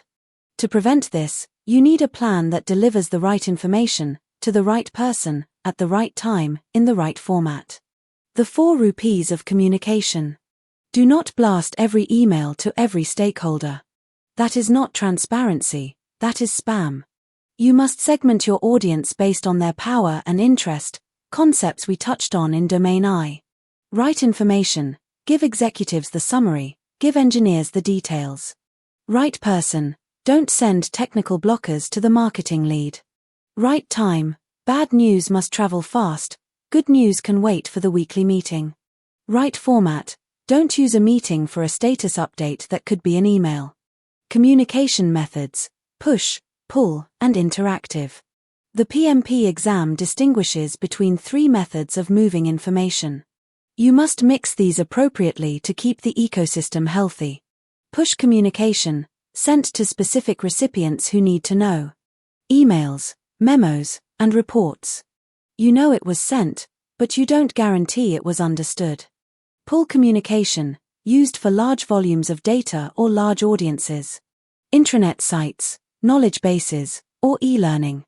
The recipient must decide to access it. Interactive communication, real-time exchange. Meetings, phone calls, video conferences. This is the most effective way to ensure common understanding but the most expensive in terms of time. Your communication management plan dictates the rhythm of the project. It sets expectations. If a stakeholder knows the report arrives every Friday at noon, they won't text you at Thursday midnight asking for status. Consistency breeds confidence.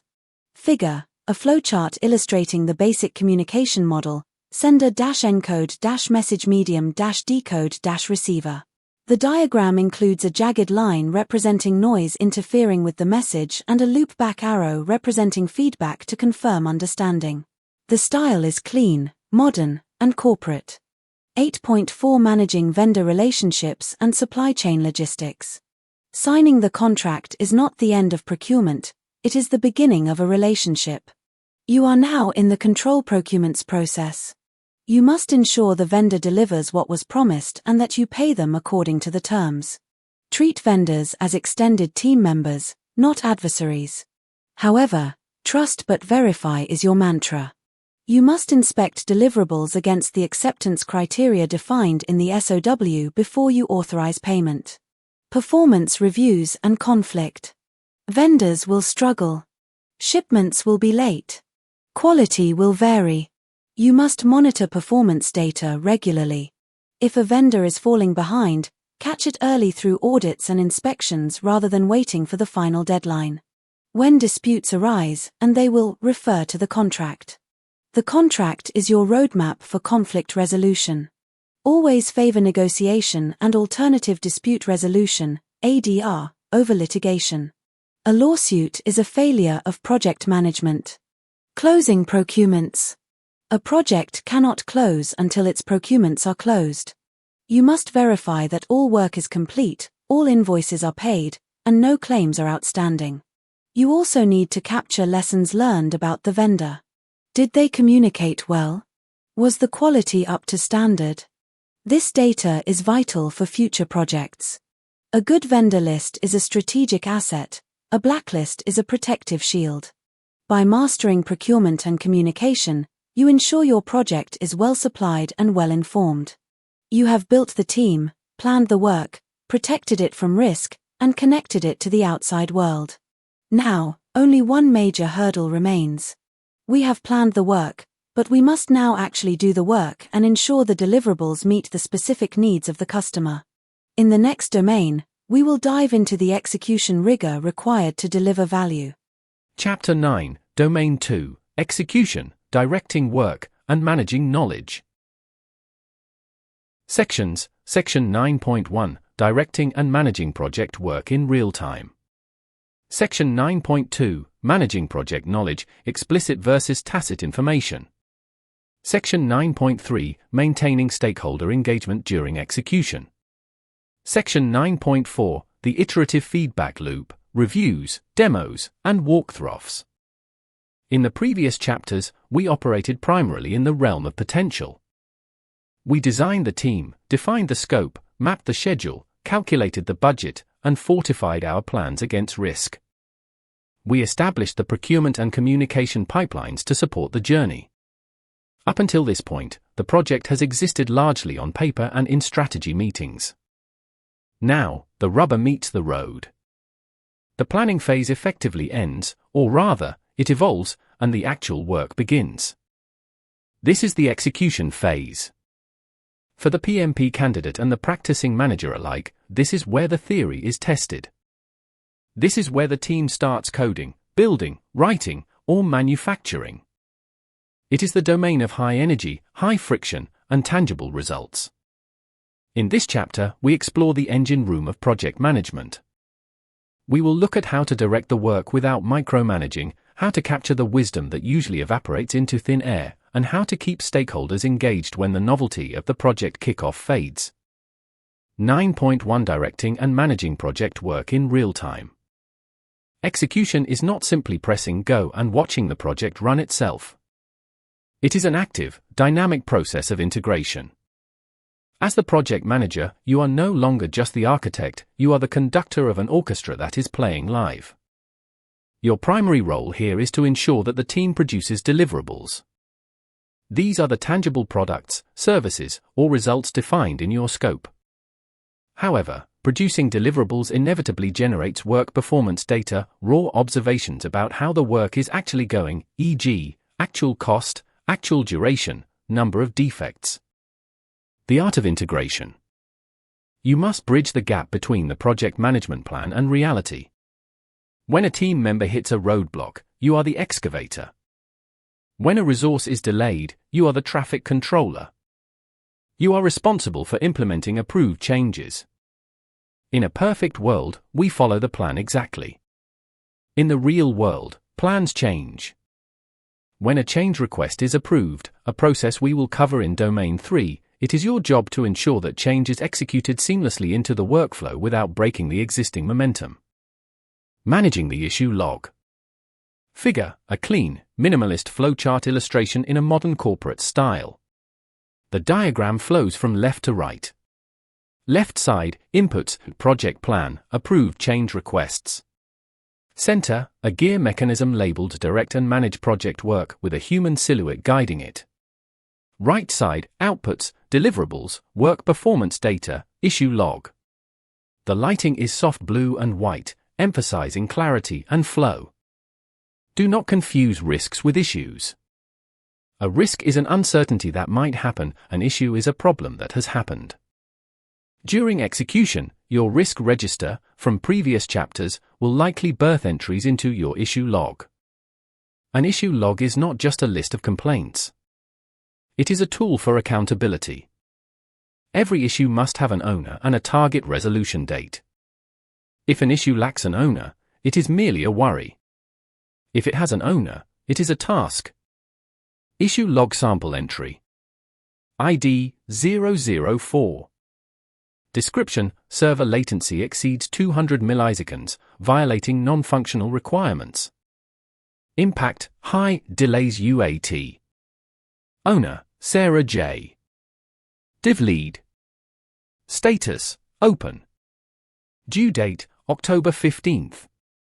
Action plan: optimize database queries and scale load balancer. 9.2 Managing project knowledge, explicit versus tacit information.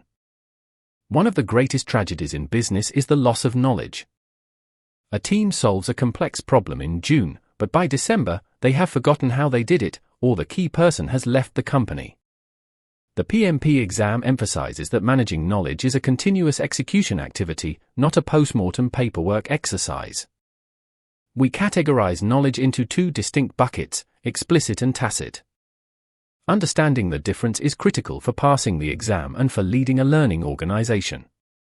Explicit knowledge, the recipe. Explicit knowledge is information that can be easily codified using words, pictures, and numbers. It is tangible. You can write it down, save it in a PDF, and email it to a colleague. Examples include standard operating procedures, SOPs, code documentation, historical records, and logs. Managing explicit knowledge is largely a matter of having the right tools, information management systems, IMS, to ensure files are searchable and accessible. Tacit knowledge, the chef's intuition. Tacit knowledge is personal, difficult to articulate, and rooted in experience and context. It is that know-how that lives inside your team members' heads. It includes beliefs, insights, and intuition. You cannot email tacit knowledge. You cannot force someone to write down their intuition. If you try, you usually get a shallow approximation. To manage tacit knowledge, you must create an environment of interaction. You need knowledge sharing. Feature explicit knowledge, tacit knowledge. Creating a knowledge flow. Your goal is to prevent knowledge silos. Use techniques like job shadowing, reverse mentoring, and communities of practice. In an agile environment, this happens naturally through daily stand-ups and pair programming. In predictive environments, you must be intentional. Make lessons learned a standing agenda item, not just a meeting at the end of the project. If you wait until the end, the team will only remember the last 2 weeks. 9.3 Maintaining stakeholder engagement during execution. In the initiation phase, stakeholders are usually optimistic. In the planning phase, they are helpful. But in the execution phase, stakeholders can become anxious, impatient, or disengaged. You have already identified them and analyzed them in the stakeholder register. Now, you must actively manage stakeholder engagement.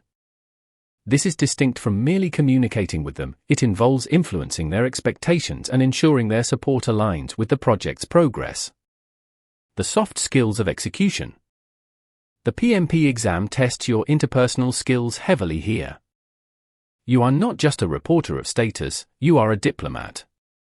Active listening: when a stakeholder complains about a delay, listen to the underlying concern. Are they worried about the timeline, or do they fear looking bad to their own boss? Conflict management: disagreements regarding scope execution will arise. Use the resolution techniques we discussed in Domain I, collaborate, problem solve, to align stakeholders without burning bridges. Political awareness, understand the power dynamics. If a key stakeholder loses interest, your project might lose funding. You must keep selling the value of the project throughout the execution. Managing expectations. Figure, a detailed conceptual illustration of a stakeholder engagement matrix. The image shows a grid with unaware, resistant, neutral, supportive, and leading on the x-axis. Stick figure avatars represent stakeholders. Current engagement is marked with a C and a desired engagement with a D.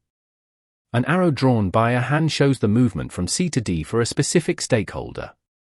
The style is professional sketch on whiteboard, utilizing blue and red markers. The biggest killer of stakeholder satisfaction is a mismatch between expectation and reality. If a stakeholder expects a Ferrari and you are building a Honda, you will fail, even if the Honda is built perfectly. During execution, you must constantly validate that the work being done matches their mental model. Do not hide bad news. Bad news delivered early is a problem to be solved, bad news delivered late is a crisis. 9 point for the iterative feedback loop, reviews, demos, and walkthroughs. Execution is dangerous because of the cone of uncertainty. If you go into a dark tunnel and don't emerge for 6 months, you may find you have dug the tunnel in the wrong direction. To prevent this, we use iterative feedback loops. This applies to both Agile, Adaptive, and Waterfall, Predictive, life cycles. Demonstrating value. In Agile, this is the sprint review. The team demonstrates working software or product increments to the product owner and stakeholders. The goal is to get immediate feedback to adjust the backlog for the next sprint. In predictive projects, this takes the form of milestone reviews or walkthroughs. Even if the building isn't finished, can you walk the client through the framed structure? Even if the software isn't live, can you demo the prototype? Why demos matter? 1. Validation, it proves the team is building the right thing. Validation, not just building the thing right. Verification. 2. Morale, it gives the team a win. Seeing a stakeholder smile at a demo fuels the team for the next phase. 3. Course correction, it identifies misunderstandings early when they are cheap to fix. The quality assurance connection. While directing work, you are also executing the quality management plan. This involves quality audits. An audit is not a witch hunt. It is a structured review to determine if project activities comply with organizational and project policies. Are we following the coding standards? Are we using the safety gear? Remember, quality control inspects the product, looking for bugs. Quality assurance inspects the process, looking for inefficiencies. During execution, you are heavily focused on assurance, improving the process to prevent defects before they happen. Summary of Domain 2 execution. We have now launched the ship. We are directing the work, integrating changes, capturing tribal knowledge, keeping stakeholders aligned, and constantly checking our compass through feedback loops. But a ship in motion is subject to currents and winds. The work never goes exactly according to the baseline. We need a way to measure the variance and bring the ship back on course. In the next chapter, we move to Domain 3, monitoring and controlling.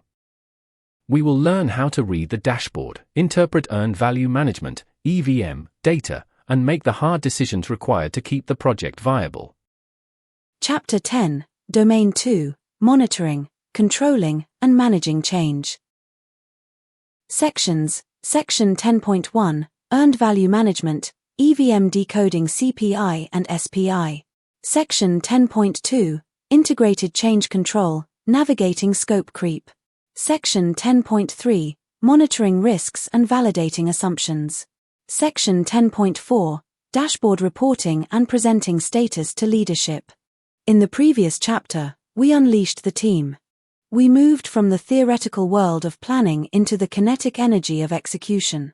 Work is now being done, code is being written, and concrete is being poured. The project has momentum. But momentum without steering is dangerous. A car moving at high speed is thrilling, but if you take your hands off the wheel, you will eventually crash. Entropy is the natural state of any complex system. Left alone, projects drift into chaos. This brings us to monitoring, controlling, and managing change. This is the art of navigation. It is not about micromanaging your team or stifling their creativity. It is about comparing where we are against where we said we would be and making the necessary course corrections to arrive safely. Here, you stop relying on gut feelings and start looking at the data. You become the guardian of the baseline. You ensure that every dollar spent and every hour worked moves the project closer to the finish line, not sideways into scope creep. 10.1 Earned Value Management, EVM decoding CPI and SPI. Many project managers fear earned value management, EVM. They see formulas and acronyms and instinctively recoil. Let me encourage you to embrace it. EVM is not just math, it is your truth teller. Without EVM, you are managing by optimism. You might feel like the project is going well because everyone is busy, but busy does not equal profitable. EVM strips away the emotion and gives you the raw coordinates of your project's health. We focus on two critical indicators, the Cost Performance Index, CPI, and the Schedule Performance Index, SPI. These are your vital signs. Understanding the indices. Think of the number 1.0 as perfect execution. If your index is 1.0, you are exactly where you plan to be. Cost Performance Index, CPI, measures the value of the work completed compared to the actual cost. CPI greater than 1.0, you are under budget. Great news. CPI less than 1.0, you are over budget. Action required. CPI equals 0.85. For every dollar you spend, you are only getting 85 cents of value. You are bleeding money. Schedule Performance Index, SPI, measures the progress achieved compared to the progress planned. SPI greater than 1.0, you are ahead of schedule. SPI less than 1.0, you are behind schedule. SPI equals 1.1, you are moving faster than anticipated. Applying EVM to real scenarios. Do not just memorize these for the exam, use them to tell a story to your stakeholders. If your CPI is 1.2 but your SPI is 0.7, you have a specific problem. You are saving money, but you are moving too slow. The solution in that scenario isn't generic management. You might need to crash the schedule, spending that surplus budget to hire more resources and boost speed. EVM gives you the insight to make that trade-off intelligently. 10.2 Integrated Change Control, Navigating Scope Creep. Figure, a clean, minimalistic infographic showing a speedometer-style gauge. On the left side, labeled Danger Zone, the needle points to 0.7, red. The center is 1.0, green, labeled On Track. The right side is 1.3, blue, labeled Ahead Under. The background is white, professional business style, distinct typography focusing on CPI and SPI labels. Scope creep is the silent killer of projects. It rarely happens with a bang, it happens with a whisper. A stakeholder asks for a small tweak, then another, and suddenly your 3-month project is a 6-month nightmare. Your job is not to say no to everything. Your job is to ensure that yes has a price tag. This is the essence of integrated change control. The Change Control Board, CCB. In a predictive environment, you establish a Change Control Board, CCB. This group holds the authority to approve or reject changes. As the project manager, you process the request, analyze the impact, and present the data. When a stakeholder requests a new feature, do not simply add it to the list. Analyze it against your iron triangle. 1. How does this affect the schedule? 2. How does this affect the budget? 3. Does this introduce new risk? The process of adaptation. If the change is approved, you must update the baselines. You cannot measure the new scope against the old schedule. That sets your team up for failure. You rebaseline to reflect the new reality.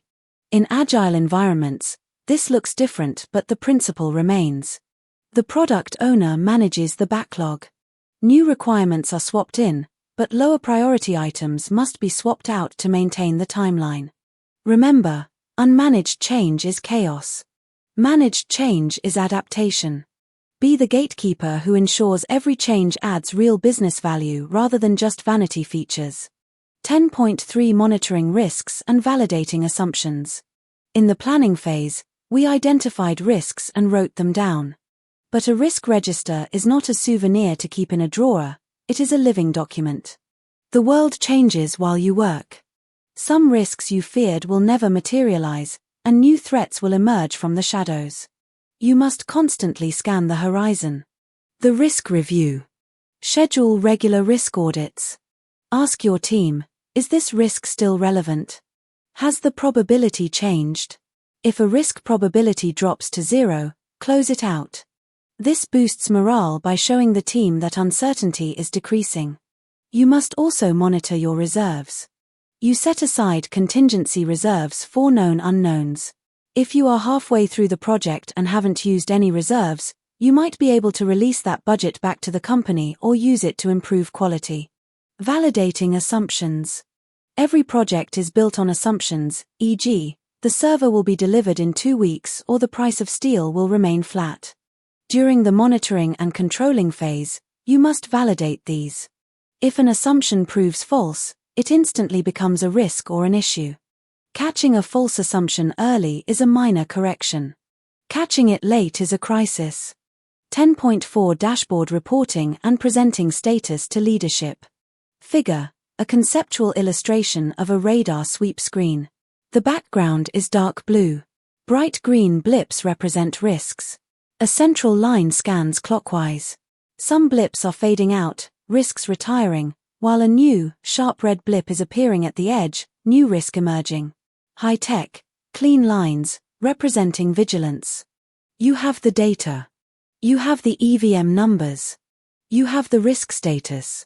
Now, you must communicate it. This is where many project managers fail, they provide too much noise and not enough signal. Executives do not want to read a 20-page log of what the team did on Tuesday. They care about the trajectory. They want to know, are we on track? If not, do you have a plan to fix it? The power of RAG status. Use the RAG, red, amber, green, system, but use it with integrity. Green, on plan. No major issues. Amber, issues exist that threaten the baseline, but the team is handling it. Red, the baseline is broken. Sponsor intervention is required. Do not be afraid of red. A red status is a cry for help. It triggers the support you need. The worst thing you can do is report watermelon green, green on the outside, but red on the inside. When that watermelon eventually bursts, you lose all credibility. The executive summary. Your dashboard should answer 3 questions in 10 seconds. 1. Status. Are we on time and on budget? Show the CPI/SPI. 2. Top risks. What is threatening us right now? 3. The ask. What decision do you need from leadership today? Write concisely. Be honest about the bad news, but always pair a problem with a proposed solution. This shifts your perception from the person bringing problems to the person managing solutions. Chapter 11, Domain 2, Closing Projects and Transitions. Sections, Section 11.1, Administrative Closure, Finalizing Contracts and Archives.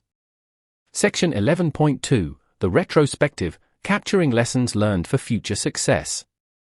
Section 11.3, Transitioning Deliverables to Operations and Support. Section 11.4, Celebrating Success and Releasing Team Resources. In the previous chapter, we mastered the art of navigation. Through monitoring, controlling, and managing change, we kept the project from drifting into chaos.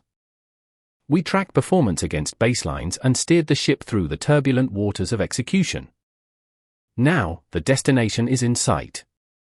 The deliverables are complete, and the stakeholders are nodding in approval. However, the most dangerous phase of a project is often the very end. The temptation to cut and run, to abandon the project once the main work is done, is overwhelming. Closing is not merely stopping work. It is a deliberate, formal process of finalizing obligations, capturing wisdom, and transitioning ownership. A project that is not properly closed is a zombie project. It keeps consuming resources and mental energy long after it should be dead. In this chapter, we will learn how to stick the landing. 11.1 Administrative closure, finalizing contracts and archives. You cannot simply walk away from a project. Until you formally close it, the organization assumes the work is ongoing.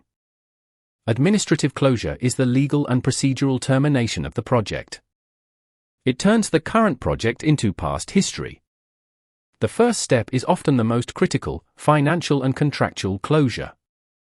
If you utilized outside vendors, as discussed in the procurement chapter, you must verify that all deliverables were accepted and all invoices paid. Open contracts are liabilities. They prevent the organization from closing its books. You must also address claims administration. If there were disputes with vendors regarding scope or quality, these must be resolved before the project dissolves. Leaving a contract dispute open is a failure of project management. You want to leave a clean slate, not a legal mess for the legal department to clean up later. Figure, detailed flowchart showing the administrative closure sequence. Start with deliverable acceptance - procurement audit - financial reconciliation - in updates to OPAs - final report creation - archive. The style should be clean, minimalist corporate line art with high contrast. Once the money is settled, you must update the organizational process assets, OPAs. This includes archiving project files, baselines, and change logs.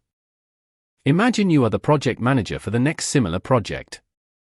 What documents would you kill to have? Archive those. Finally, you produce the final report. This is the summary document that states the project is done. It confirms that the scope was met, the quality criteria were satisfied, and the business objectives were achieved. It is your project's death certificate and its trophy. 11.2 The retrospective, capturing lessons learned for future success. Experience is a brutal teacher. It gives the test first and the lesson afterward. As a project manager, your job is to capture that lesson so the organization doesn't have to fail the test again. This is the realm of the retrospective, or lessons learned. In predictive, waterfall environments, this often happens at the end. In agile environments, retrospectives occur after every sprint. Regardless of the methodology, the goal is the same: to identify what went right, what went wrong, and what we would do differently. Do not treat this as a "I blame" session. If your team feels like they are on trial, they will hide their mistakes. You must foster a safe environment where honesty is rewarded. We criticize the process, not the person. Structuring the session. To get value, you need structure. Avoid vague questions like "How did it go?" Instead, use specific categories. Look at the variance between your initial estimates and actual performance. Why was the schedule delayed? Was the risk register accurate? Document these findings in the Lessons Learned Register. This document should not be buried in a digital graveyard. It must be transferred to the corporate knowledge base. Future project managers should be able to search for CRM implementations and find your warnings about data migration risks. Figure, visual layout of a starfish retrospective board. 5 sections arranged in a circle: keep doing, less of, more of, stop doing, and start doing. The background should be a whiteboard texture with sticky notes in various colors populated in each section. Lighting should be focused and professional. True mastery is not making 0 mistakes. Mastery is never making the same mistake twice. By formalizing this knowledge transfer, you elevate the maturity of the entire organization. 11.3 Transitioning deliverables to operations and support. A project creates a unique product, service, or result. But a project is temporary. Once the team disbands, who keeps the lights on? This is the transition to operations. Many projects fail not during execution, but immediately after launch. The team builds a Ferrari, hands the keys to an operations team that only knows how to drive a tractor, and walks away. 2 weeks later, the system crashes, and the business value evaporates. You must plan the transition long before the closing phase. Operational readiness is a deliverable in itself. This includes training manuals, troubleshooting guides, and help desk scripts. You must ensure the support team is capable of maintaining what you built. The warm handoff. Avoid throwing it over the wall. A warm handoff involves a period of overlap where the project team remains available to support operations. This might be a 2-week warranty period or a gradual reduction in support hours. During this transition, you are transferring accountability. You must obtain a formal sign-off from the operations manager acknowledging that they accept the deliverable and are now responsible for its maintenance. Without this handshake, you are arguably still on the hook. This transition marks the realization of benefits. The project burns money, operations earns money. By ensuring a smooth handover, you enable the organization to start realizing the return on investment, ROI, you promised in the business case. 11 point for celebrating success and releasing team resources. Project management is technically rigorous, but it is fundamentally human. Your team has likely worked long hours, managed stress, and navigated conflict to get here. You cannot simply delete their access badges and send them an email. You must celebrate. This is not frivolous, it is psychological closure. A celebration marks the distinct end of the effort and allows the team to emotionally detach from the work. It validates their struggle and reinforces the behavior you want to see in future projects. Acknowledgement is powerful currency. Recognize individual contribution specifically. A generic "good job everyone" is forgettable. A specific "Sarah, your handling of the API crisis in month 3 saved the schedule" creates a loyal ally for life. Releasing resources. After the celebration, you have a logistical duty, releasing resources. In a matrix organization, your team members belong to functional managers. You borrowed them. Now, you must return them. Do not hoard talent. If a team member's work is done, release them immediately so they can be assigned to other revenue-generating work. Keeping a developer idle just in case hurts the organization's bottom line and the individual's utilization metrics. Update their performance reviews before they leave. Provide feedback to their functional managers. If they were stellar, ensure it is on record. If they struggled, document it professionally so their manager can provide training. Closure is the final act of leadership. You tidy the archives, you safeguard the wisdom, you empower the operations team, and you honor your people.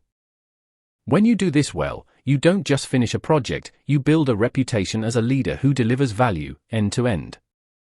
Chapter 12, Domain 3, the Business Environment and Strategic Alignment.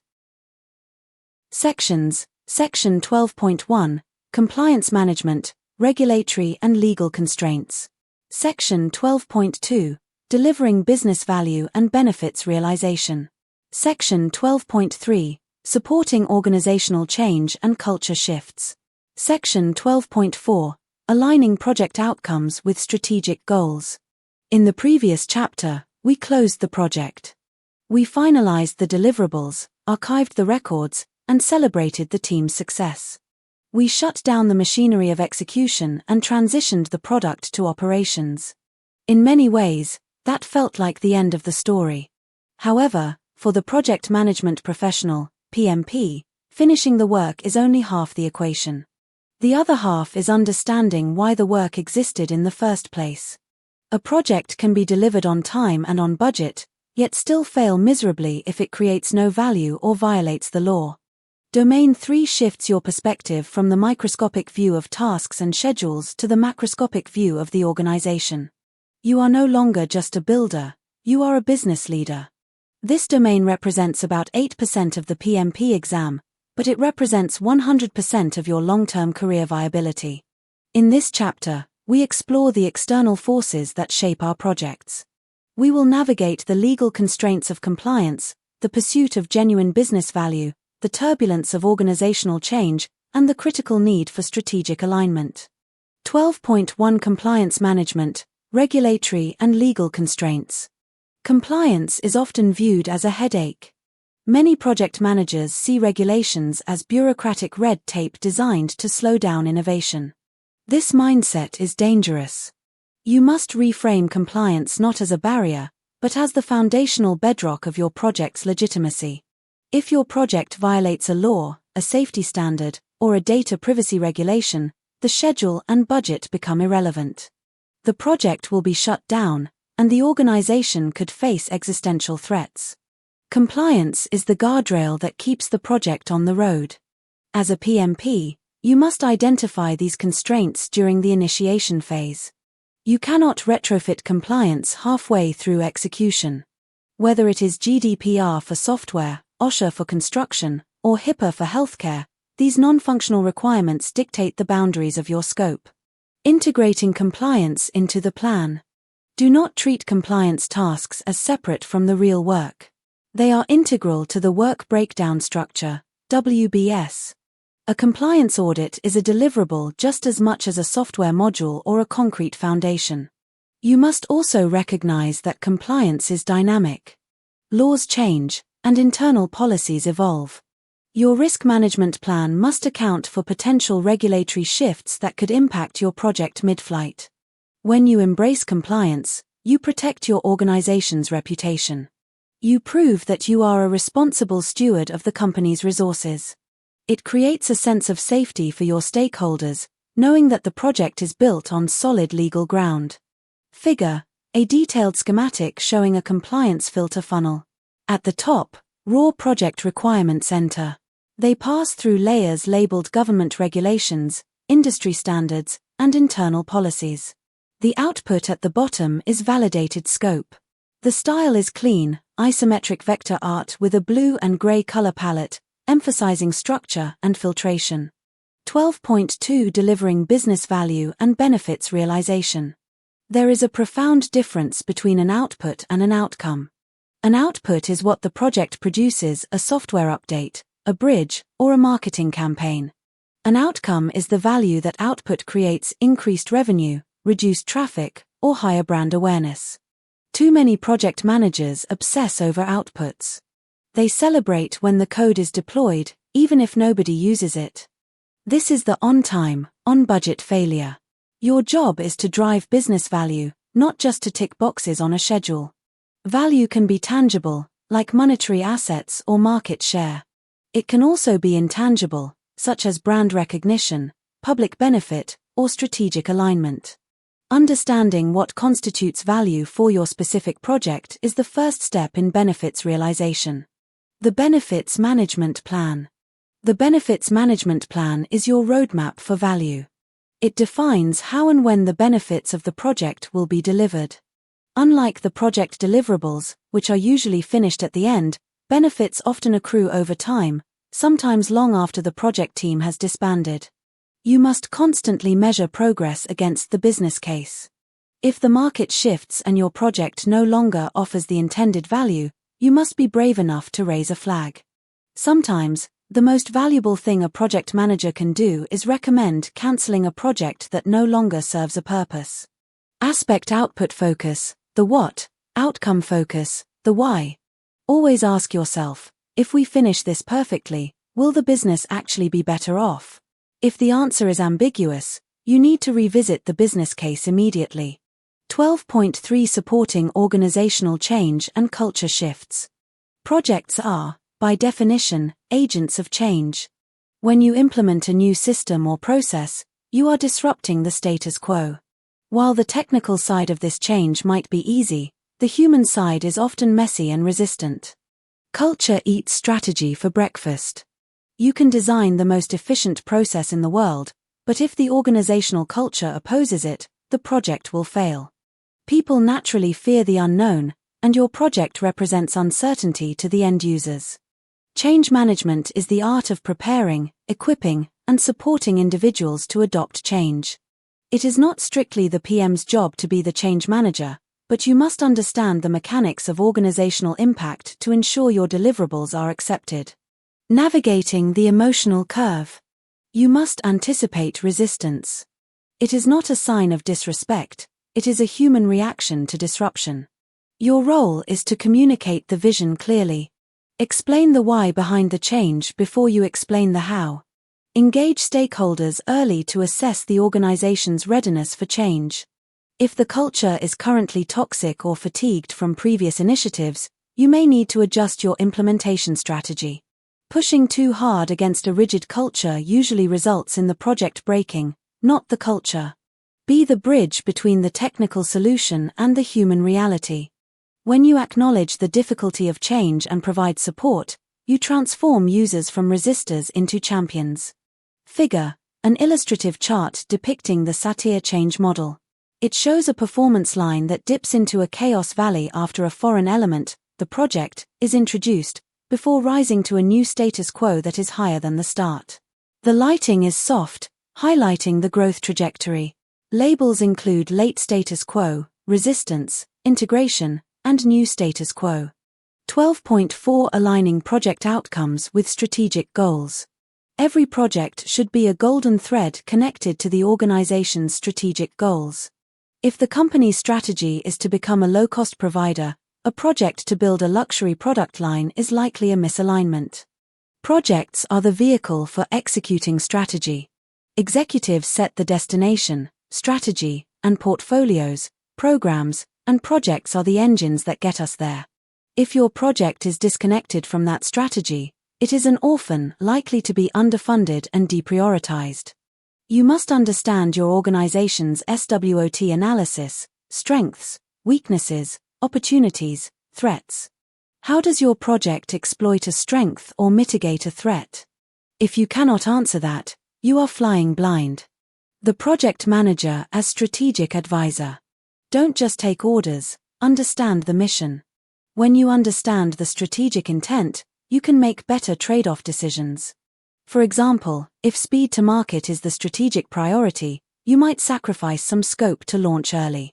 If customer retention is the priority, you might delay the launch to perfect the quality. Regularly review the alignment throughout the project lifecycle. Strategies pivot. If the company changes direction, your project must pivot with it. Continuing to row in the old direction when the ship has turned is a waste of energy. By aligning with strategy, you elevate your role. You demonstrate that you are not just managing tasks, but contributing to the future of the enterprise. This is the hallmark of an advanced project management professional. Chapter 13, Advanced Agility, Scrum, Kanban, and Scaling. Sections, Section 13.1, the Scrum Framework, Roles, Events, and Artifacts. Section 13.2, Kanban Principles, Visualizing Work and Limiting WIP.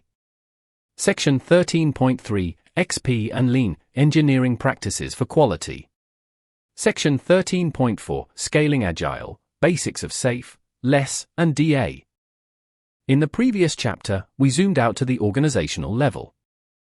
We aligned our projects with business strategy and ensured compliance within the corporate ecosystem. We established the why behind the work.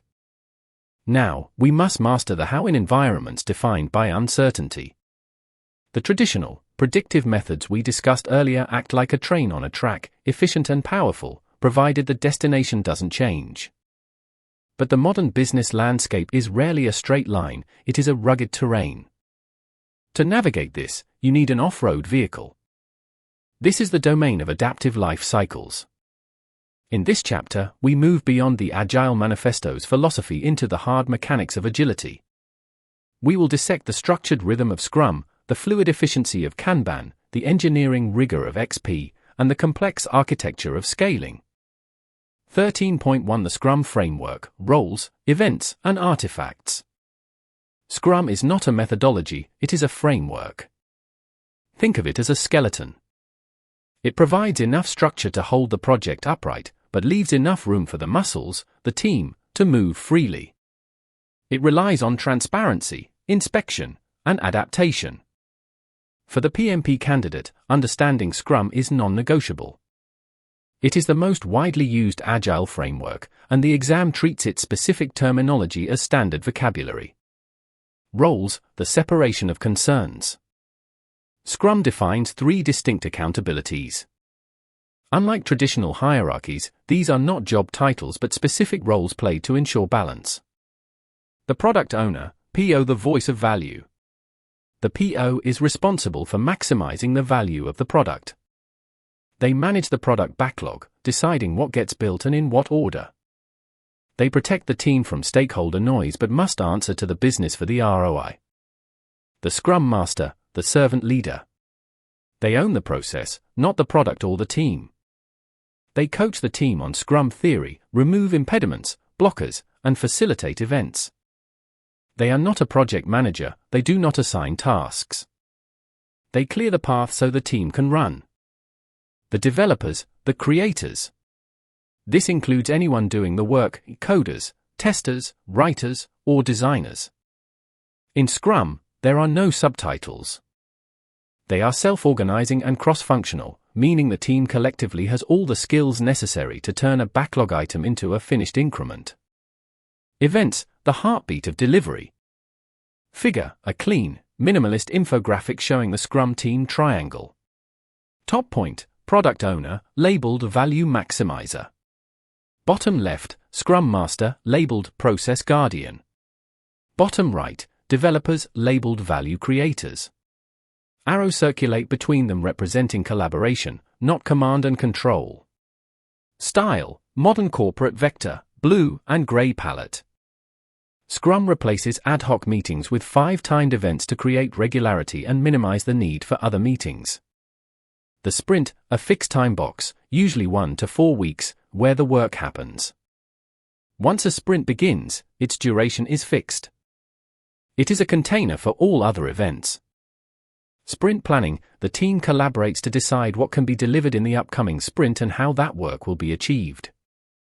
Daily Scrum, a 15-minute sync for the developers. It is not a status report to management. It is a tactical planning session for the next 24 hours.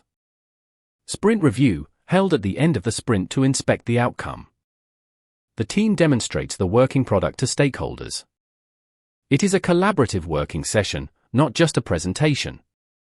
Sprint retrospective, the final event. The team looks inward to inspect their own processes and interactions. They identify one concrete improvement to implement in the next sprint. Artifacts, transparency of work. Artifacts represent work or value. They provide the transparency required for inspection.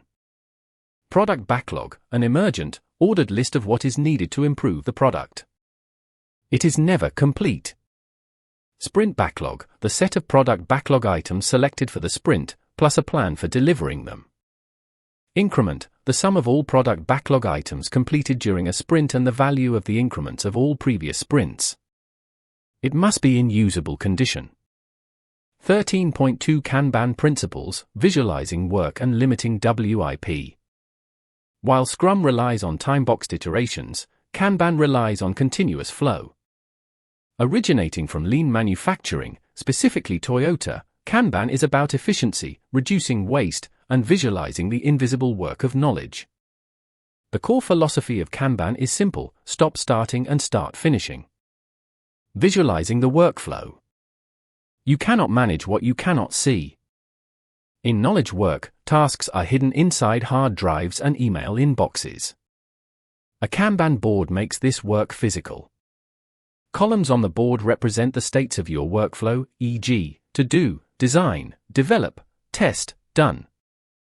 As cards move from left to right, bottlenecks become immediately obvious. If a pile of cards accumulates in a test, you know exactly where your process is broken. Limiting work in progress, WIP.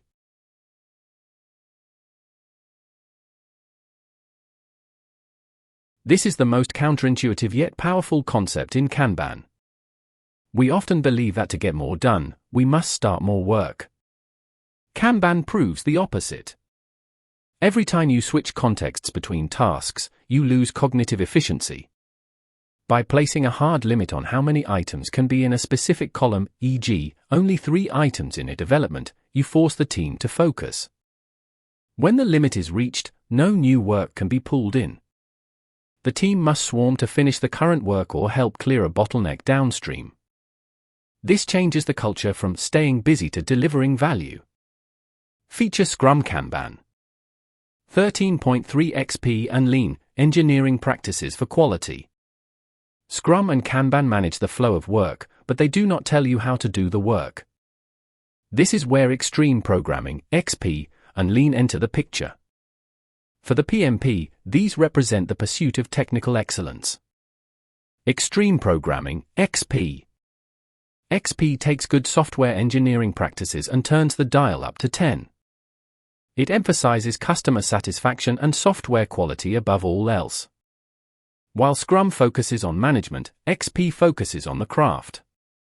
Key XP practices relevant to the PMP exam include pair programming, 2 people, 1 workstation. One drives, codes, the other navigates, reviews. It increases quality and spreads knowledge instantly. Test-driven development, TDD, writing the test before the code. This ensures the code actually meets the requirement and prevents gold plating. Continuous integration, merging code changes back to the main branch multiple times a day to prevent integration hell later. Refactoring, cleaning up the code structure without changing its behavior to keep the design simple and maintainable. Lean thinking. Lean is the grandfather of Agile. It is a mindset focused on the elimination of waste, MUDA. In a project context, waste is anything that does not add value to the customer. Lean identifies 7 types of waste, but 3 are critical for project managers. 1. Partially done work, code not deployed or documents not read. 2. Task switching, mental setup time between different tasks. 3. Waiting, delays caused by approvals or dependencies. By adopting a lean mindset, you constantly ask, is this step adding value, or is it just compliance? 13 point for scaling Agile, basics of SAFe, LESS, and DA.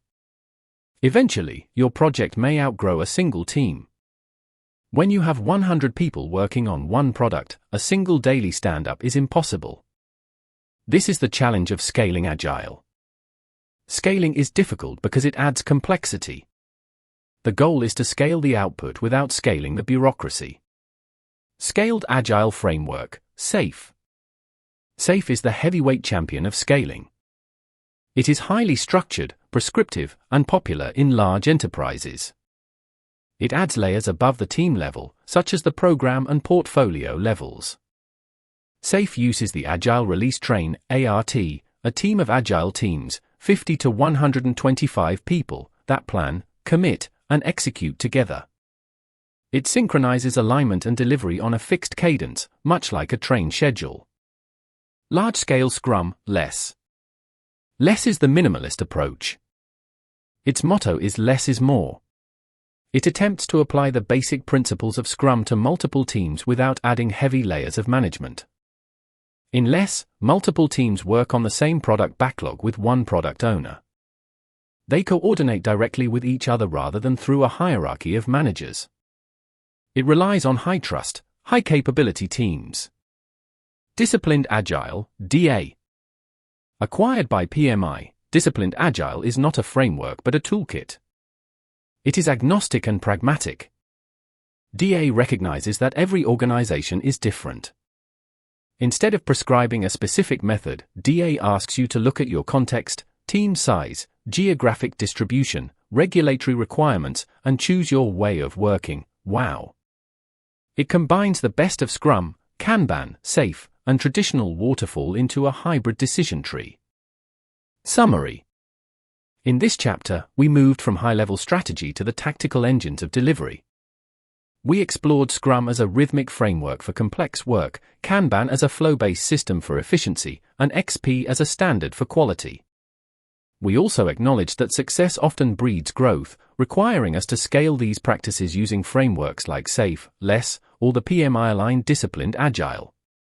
However, frameworks are useless without people. The most agile process in the world will fail if the team lacks emotional intelligence, motivation, and a shared vision. In the next chapter, we will tackle the most complex variable in any project, the human element. Chapter 14, The Final Sprint, Exam Preparation and Strategy. Sections, Section 14.1, Anatomy of a PMP question, Spotting keywords and distractors. Section 14.2, Time management strategies for the 230-minute exam. Section 14.3, Creating a realistic study plan and filling knowledge gaps.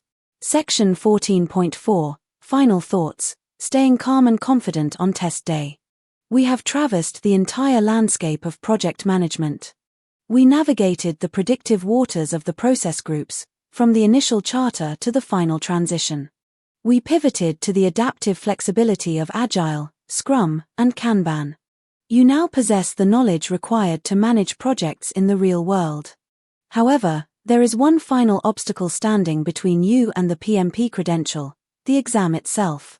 Knowing the material is only half the battle, understanding how to take the test is the other half.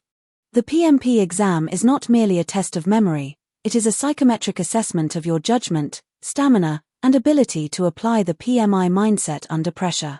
This chapter is your tactical guide. We are leaving the theory behind and entering the war room. Here, we will dismantle the structure of the questions, map out a time management strategy, and build a psychological fortress for test day. 14.1 Anatomy of a PMP question, Spotting keywords and distractors. The PMP exam is notorious for its ambiguity. You will often encounter questions where 2 or even 3 answers appear correct. In the real world, you might choose any of them and succeed. In the world of the exam, however, there is only one best answer based on PMI standards. To find that answer, you must stop reading like a student and start reading like a detective. Every word in the question prompt is placed there deliberately. Your job is to filter out the noise and locate the signal. Most questions follow a specific architecture: the scenario, the problem, and the ask. The scenario sets the scene, e.g., you are in the execution phase. The problem introduces friction, e.g., a stakeholder requests a change. The ask dictates your next move, e.g., what should you do next? The last sentence first technique. Figure, detailed infographic showing the anatomy of a PMP question. The visual decomposes a sample text block into 3 distinct color-coded layers: context scenario, blue, the conflict, red, and the constraint ask, green. Arrows point to specific keywords like hybrid, over budget, and first. A magnifying glass icon hovers over the word next. I recommend a counterintuitive strategy. Read the last sentence of the question before you read the scenario. The last sentence tells you exactly what the exam is asking. It anchors your mind. If the last sentence asks, what should the project manager do first? You are looking for an immediate, tactical step, often involving analysis or verification. If it asks, what should the project manager have done to prevent this? You are looking backward at planning or risk identification. By knowing the ask before you read the scenario, you can filter the information more effectively. You will instantly know if the paragraph about the budget is relevant or just a red herring designed to distract you from a schedule issue. Decoding keywords and distractors. The difference between a correct answer and a distractor often lies in a single word. You must train your eyes to snap to specific keywords that dictate the rules of engagement. Critical keywords, first/next, these demand immediate action. The answer is rarely update the plan. It is usually analyze the impact or meet with the team. Best, this implies multiple options are valid, but one aligns most closely with the PMI code of ethics or the specific methodology, Agile versus Predictive. May/might, these suggest risk and uncertainty. Should, this points to a mandatory or highly recommended practice. The distractor trap, distractors are the wrong answers that look right. They often appeal to our desire to be helpful or decisive. The hero choice, an option where the PM fixes the problem personally or works overtime. This is almost always wrong. PMI prefers sustainable pace and delegation. The tattletale choice, an option involving escalating to the sponsor or HR immediately.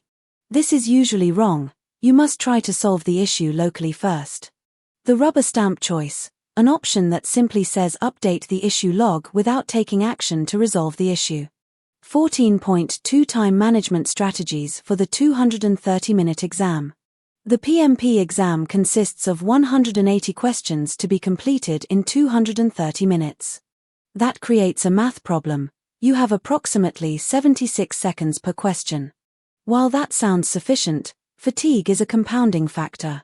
Your brain will process question 150 much slower than question 15. Without a strict pacing strategy, you risk rushing the final block or leaving questions unanswered. You must treat this not as a sprint, but as an interval race. The exam is divided into 3 sections of 60 questions each, with 2 optional 10-minute breaks. The 60-60-60 rule. Do not look at the countdown clock after every question, it breeds anxiety. Instead, check your time at specific milestones. Break the exam down into 3 blocks. Block 1, questions 1 to 60. You should finish this block with roughly 155 minutes remaining on the clock. Block 2, questions 61 to 120. You should finish this block with roughly 80 minutes remaining. Block 3, questions 121 to 180. Use the remaining time to finish strong. If you reach question 60 and you have 165 minutes left, you are banking time. If you have 145 minutes left, you need to speed up slightly. This check-in method keeps you on track without inducing panic. The art of mark for review. The exam software allows you to mark questions for review. This is a powerful tool, but it is also a trap. If you mark 30 questions in the first section, you will never have time to review them all. Use this feature strictly.